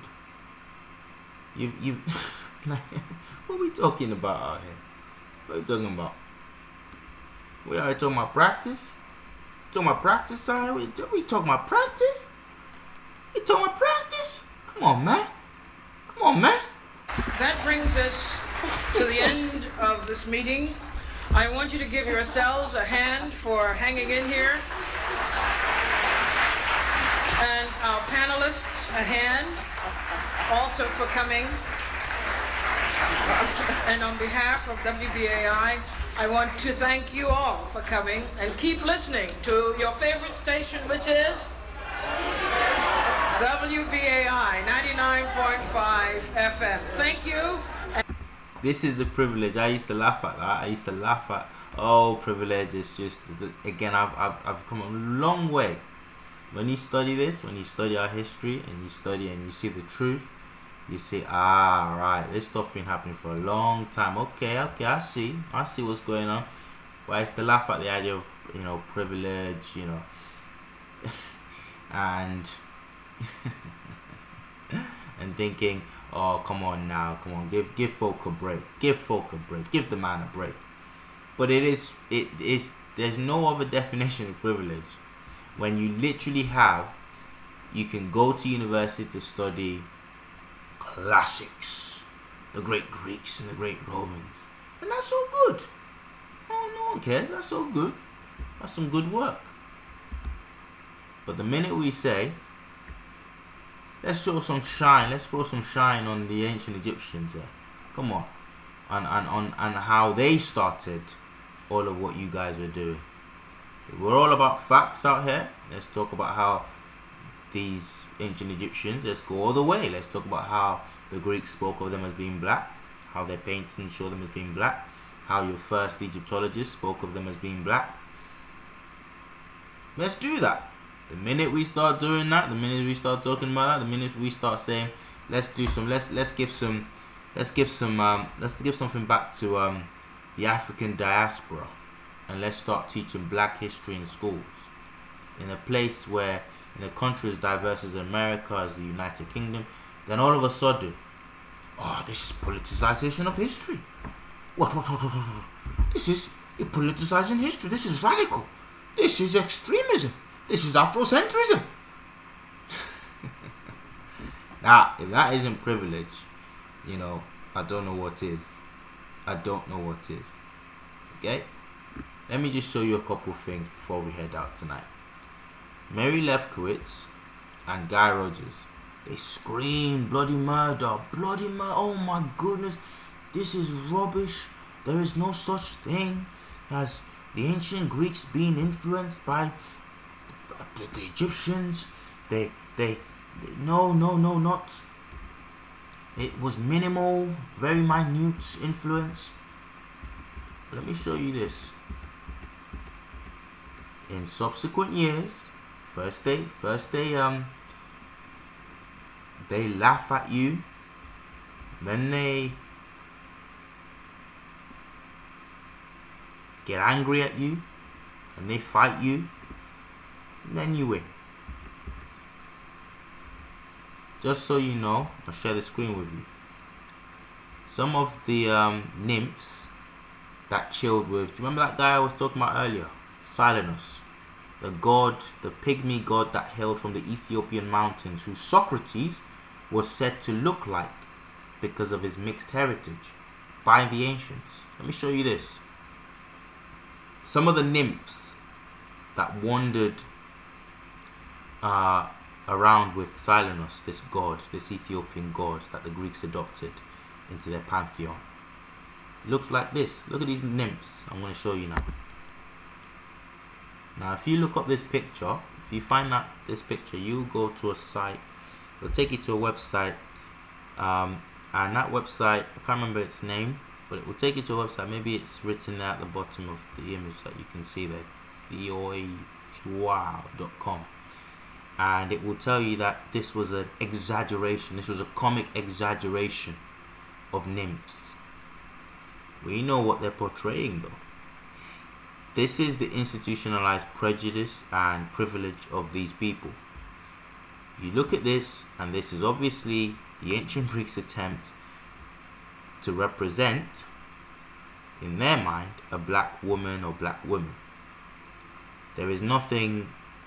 This shows your racism, modern day racism, that you will see Africans depicted by Greeks, and you will say, this is a caricature. It's a caricature. There's a reason why they drew nymphs that were in Silenus, the Ethiopian god that was in his entourage. There's a reason they portrayed them like this. Because you can even see at the top there, and I think that's the Greek where we get nymph, probably nymphas or nymphae, nymphae, N-Y, and you can see the M and P, probably, or F, whatever, scribbled out there at the top. Maybe someone trying to deface that, trying to get rid of the proof. Look at that. These are Africans. Now, why is that? Why is that?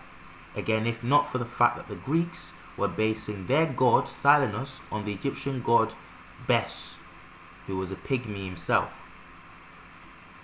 I've not looked completely all into Bes himself, but it wouldn't surprise me if he had an entourage of, black mamas who followed him around as well, some juicy black mamas that, was in his entourage there. And the Greeks copied and pasted, just copied and pasted.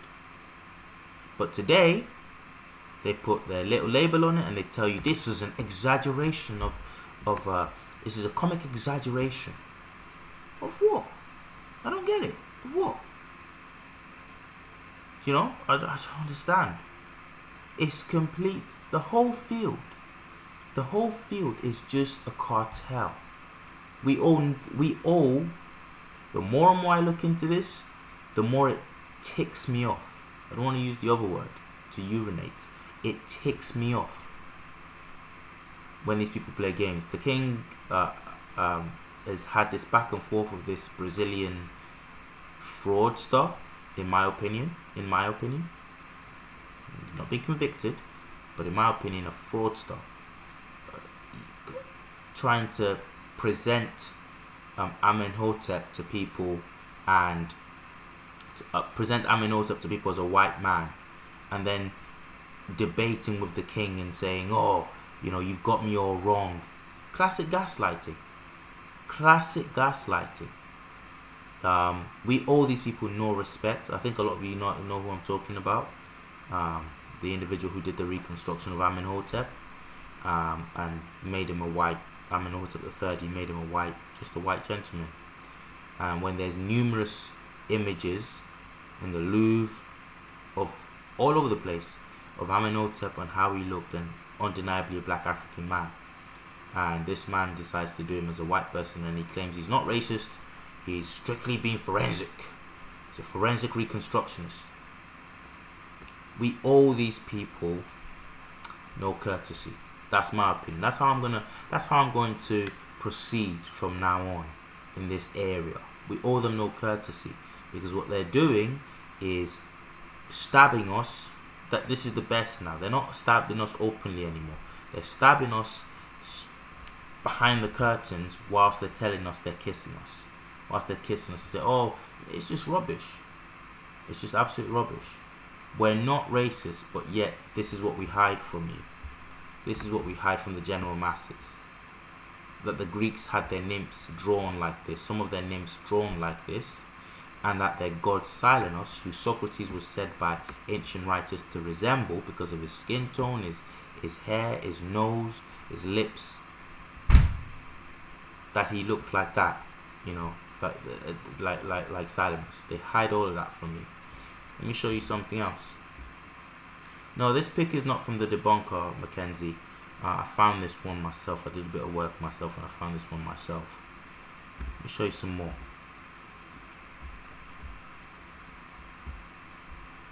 Before I go. In subsequent years, it just gets thicker. The plot thickens. Since the great debate and this whole kerfuffle that was made about, oh, did the Egyptians take anything from the Greeks? Like I said, first they laugh at you, then they fight you, then you win.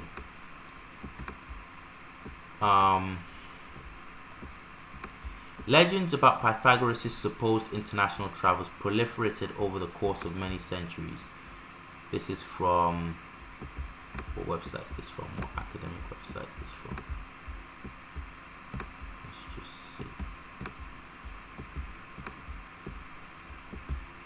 This is from... Did Pythagoras study philosophy in Egypt?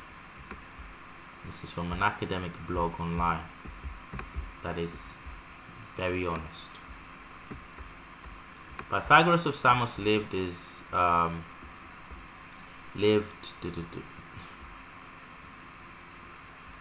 Pythagoras of Samos is undoubtedly among the most famous of all ancient Greek philosophers. Unfortunately, extremely little can be said about him historically with any degree of certainty. As far as we know, Pythagoras never wrote anything himself, and the only contemporary references to him come from the meager fragments that have survived from the originally much more voluminous writings of his contemporaries. These sources are enough to establish that he was almost certainly a real person, but his life is almost completely obscure. Okay, blah blah blah. In this article I want to talk about the earliest known securely datable reference to the story of Pythagoras studying philosophy in Egypt comes from the ancient Athenian orator Isocrates. At some point between 390 BC and 385 BC, a little over 100 years after Pythagoras' death, Isocrates wrote an oration titled Busiris, in which he praises the Egyptians and their customs at great length. So this is an ancient Greek philosopher praising the Egyptians and attributing the greatness of Egyptian civilization to the supposed reforms of a mythical Egyptian king named Busiris, who was almost certainly a real king who has been lost in translation somewhere, because you hear of Busiris again and again and again and again in the ancient record. There's no way that wasn't a reference to a real king whose name, I don't know, for some reason has been lost in translation or lost to history outside of these ancient Greek stories. Isocrates tells that none other than Pythagoras himself studied among the Egyptians. Blah blah blah. This is the earliest securely datable surviving reference to the idea. That's pretty close.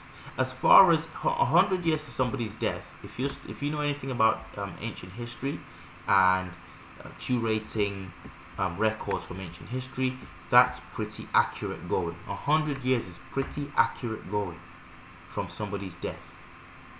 Okay? Because a lot gets lost in wars, in catastrophes, or whatever. So that's pretty good going. Okay?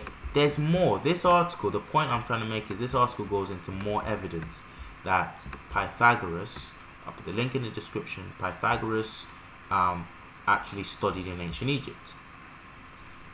But that's Pythagoras.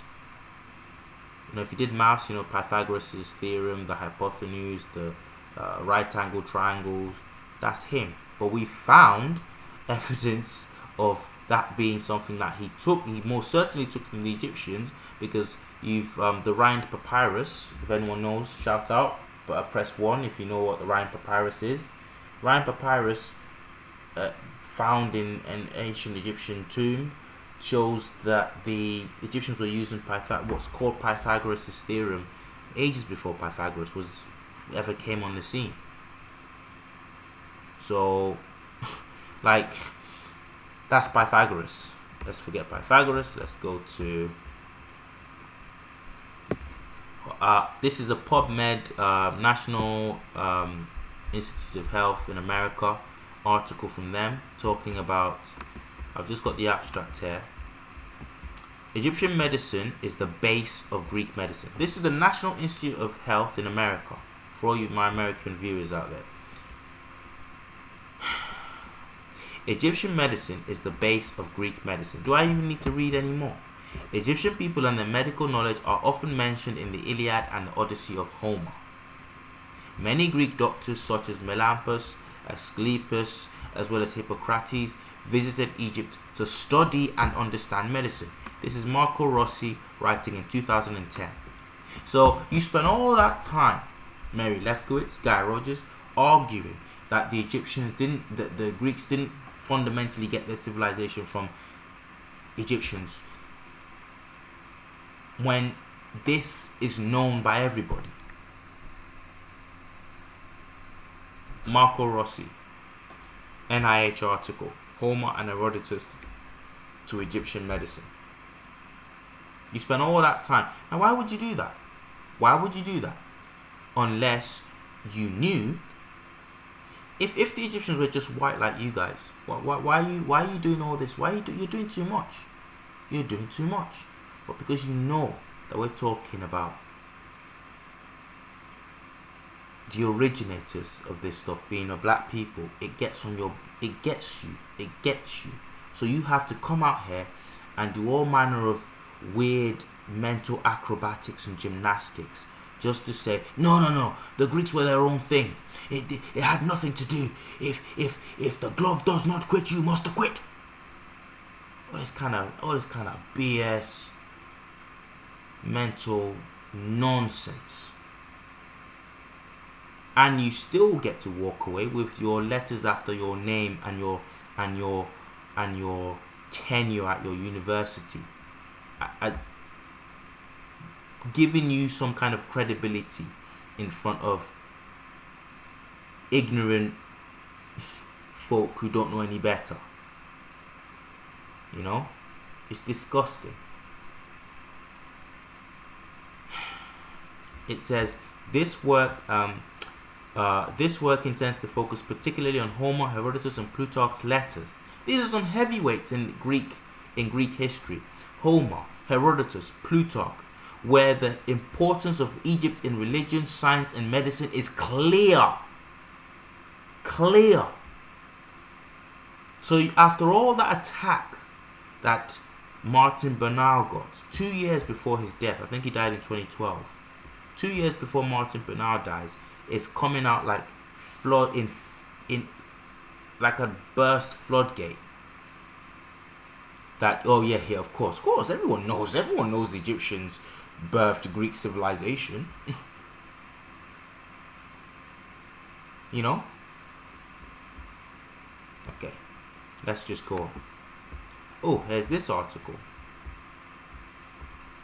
Egyptians, not Greeks, were true fathers of medicine. Scientists examine documents. This is from the University of Manchester here in the UK. Egyptians, not Greeks, were true fathers of medicine. Scientists examining documents dating back 3,500 years say they have found proof that the origins of modern medicine lie in ancient Egypt and not with Hippocrates and the Greeks. What did we all grow up being taught in school? The Hippocratic Oath. Oh, they're the fathers of medicine. Now, this wasn't hidden. This was known. This is just rehashed info. If people out here don't have little man syndrome, I don't want to be vulgar and talk about little something else syndrome, But if you don't have little man syndrome, why are you rewriting history? Mary Lefkowiz literally spoke about history must not be rewritten in that debate. But turns out, as it is, you're the ones who spent the best part of the last 7 decades rewriting history. And now, when the people who tried to expose this are long gone and have died, now you're all coming out with it. We knew this. We've been saying this. It's disgusting. It's disgusting.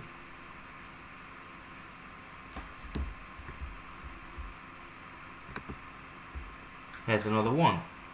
Thales, a Greek philosopher.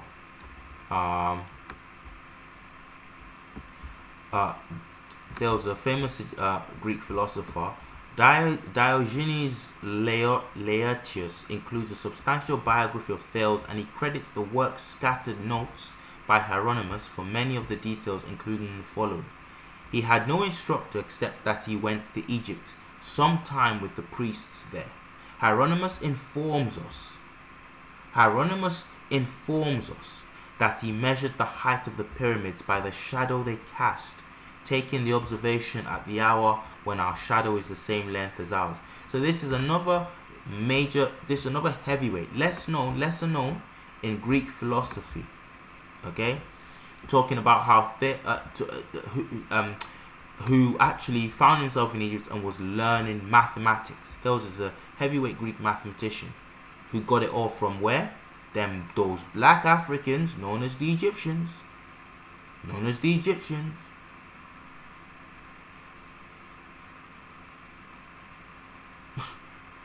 Like, what are we talking about? It's disgusting. Someone said barbaric. Yeah, it's barbaric. And we're the ones that now have to watch, step easy, step light, you don't want to offend anybody. You don't want to sound like you're stealing history. We can't begin to do it like the experts. We don't even know. We need to take some lessons in how to steal history if we were to do that. That's what some of these folk can teach us, how to really steal history. Right. Blah, blah, blah. And this is just from George R. James's great book, Stolen Legacy. But I'm just going to leave it there, guys. I think the point has been driven home. I will try and put the sources in the link below later on in the week. Keep an eye on the channel. I got an amazing expose. You've not heard this one anywhere. Coming out maybe this week, maybe next week. Depends how many likes this gets. Might motivate me. So if you got multiple accounts out there, you know what to do. Hit that like button with all your accounts. That's what I'm gonna say. But I got an amazing expose coming out. I might just have itchy fingers and just release it this week. I'm thinking I'm gonna polish it properly and bring it out. Release it on the channel next week. Anyway, even post, like, comment, and subscribe if you've not subscribed, and if you've not liked. And if you want to comment after the live is done down below about how great the live was, please do that as well. Thank you so much for joining me, everybody who was with us. Surfactant, RJ McKenzie, Nerd Large. I think I saw Nerd Large. I've seen some new faces tonight that I've not seen before. Thank you for the super chats earlier from you, Surfactant, and from Black Rampage 2. Don't forget, you can also be a member. Guys, being a member would really help the channel out majorly, even more than super chats, because that's a regular commitment you're making to the channel. So like, comment, subscribe, and join and be a member of the channel as well. Thank you so much, guys, for joining us. Big ups to my people in the chat there. Thank you, guys. It's been an amazing ride this evening. I'm going to see you next week, maybe this week, but keep an eye on the channel for what's coming up in the future. Hope I've done this topic justice tonight, folks. I really do. Anyway, there we go. Peace up from Kush to Compton. From Kush to Compton, no doubt. It's been True Black. Bye, everyone.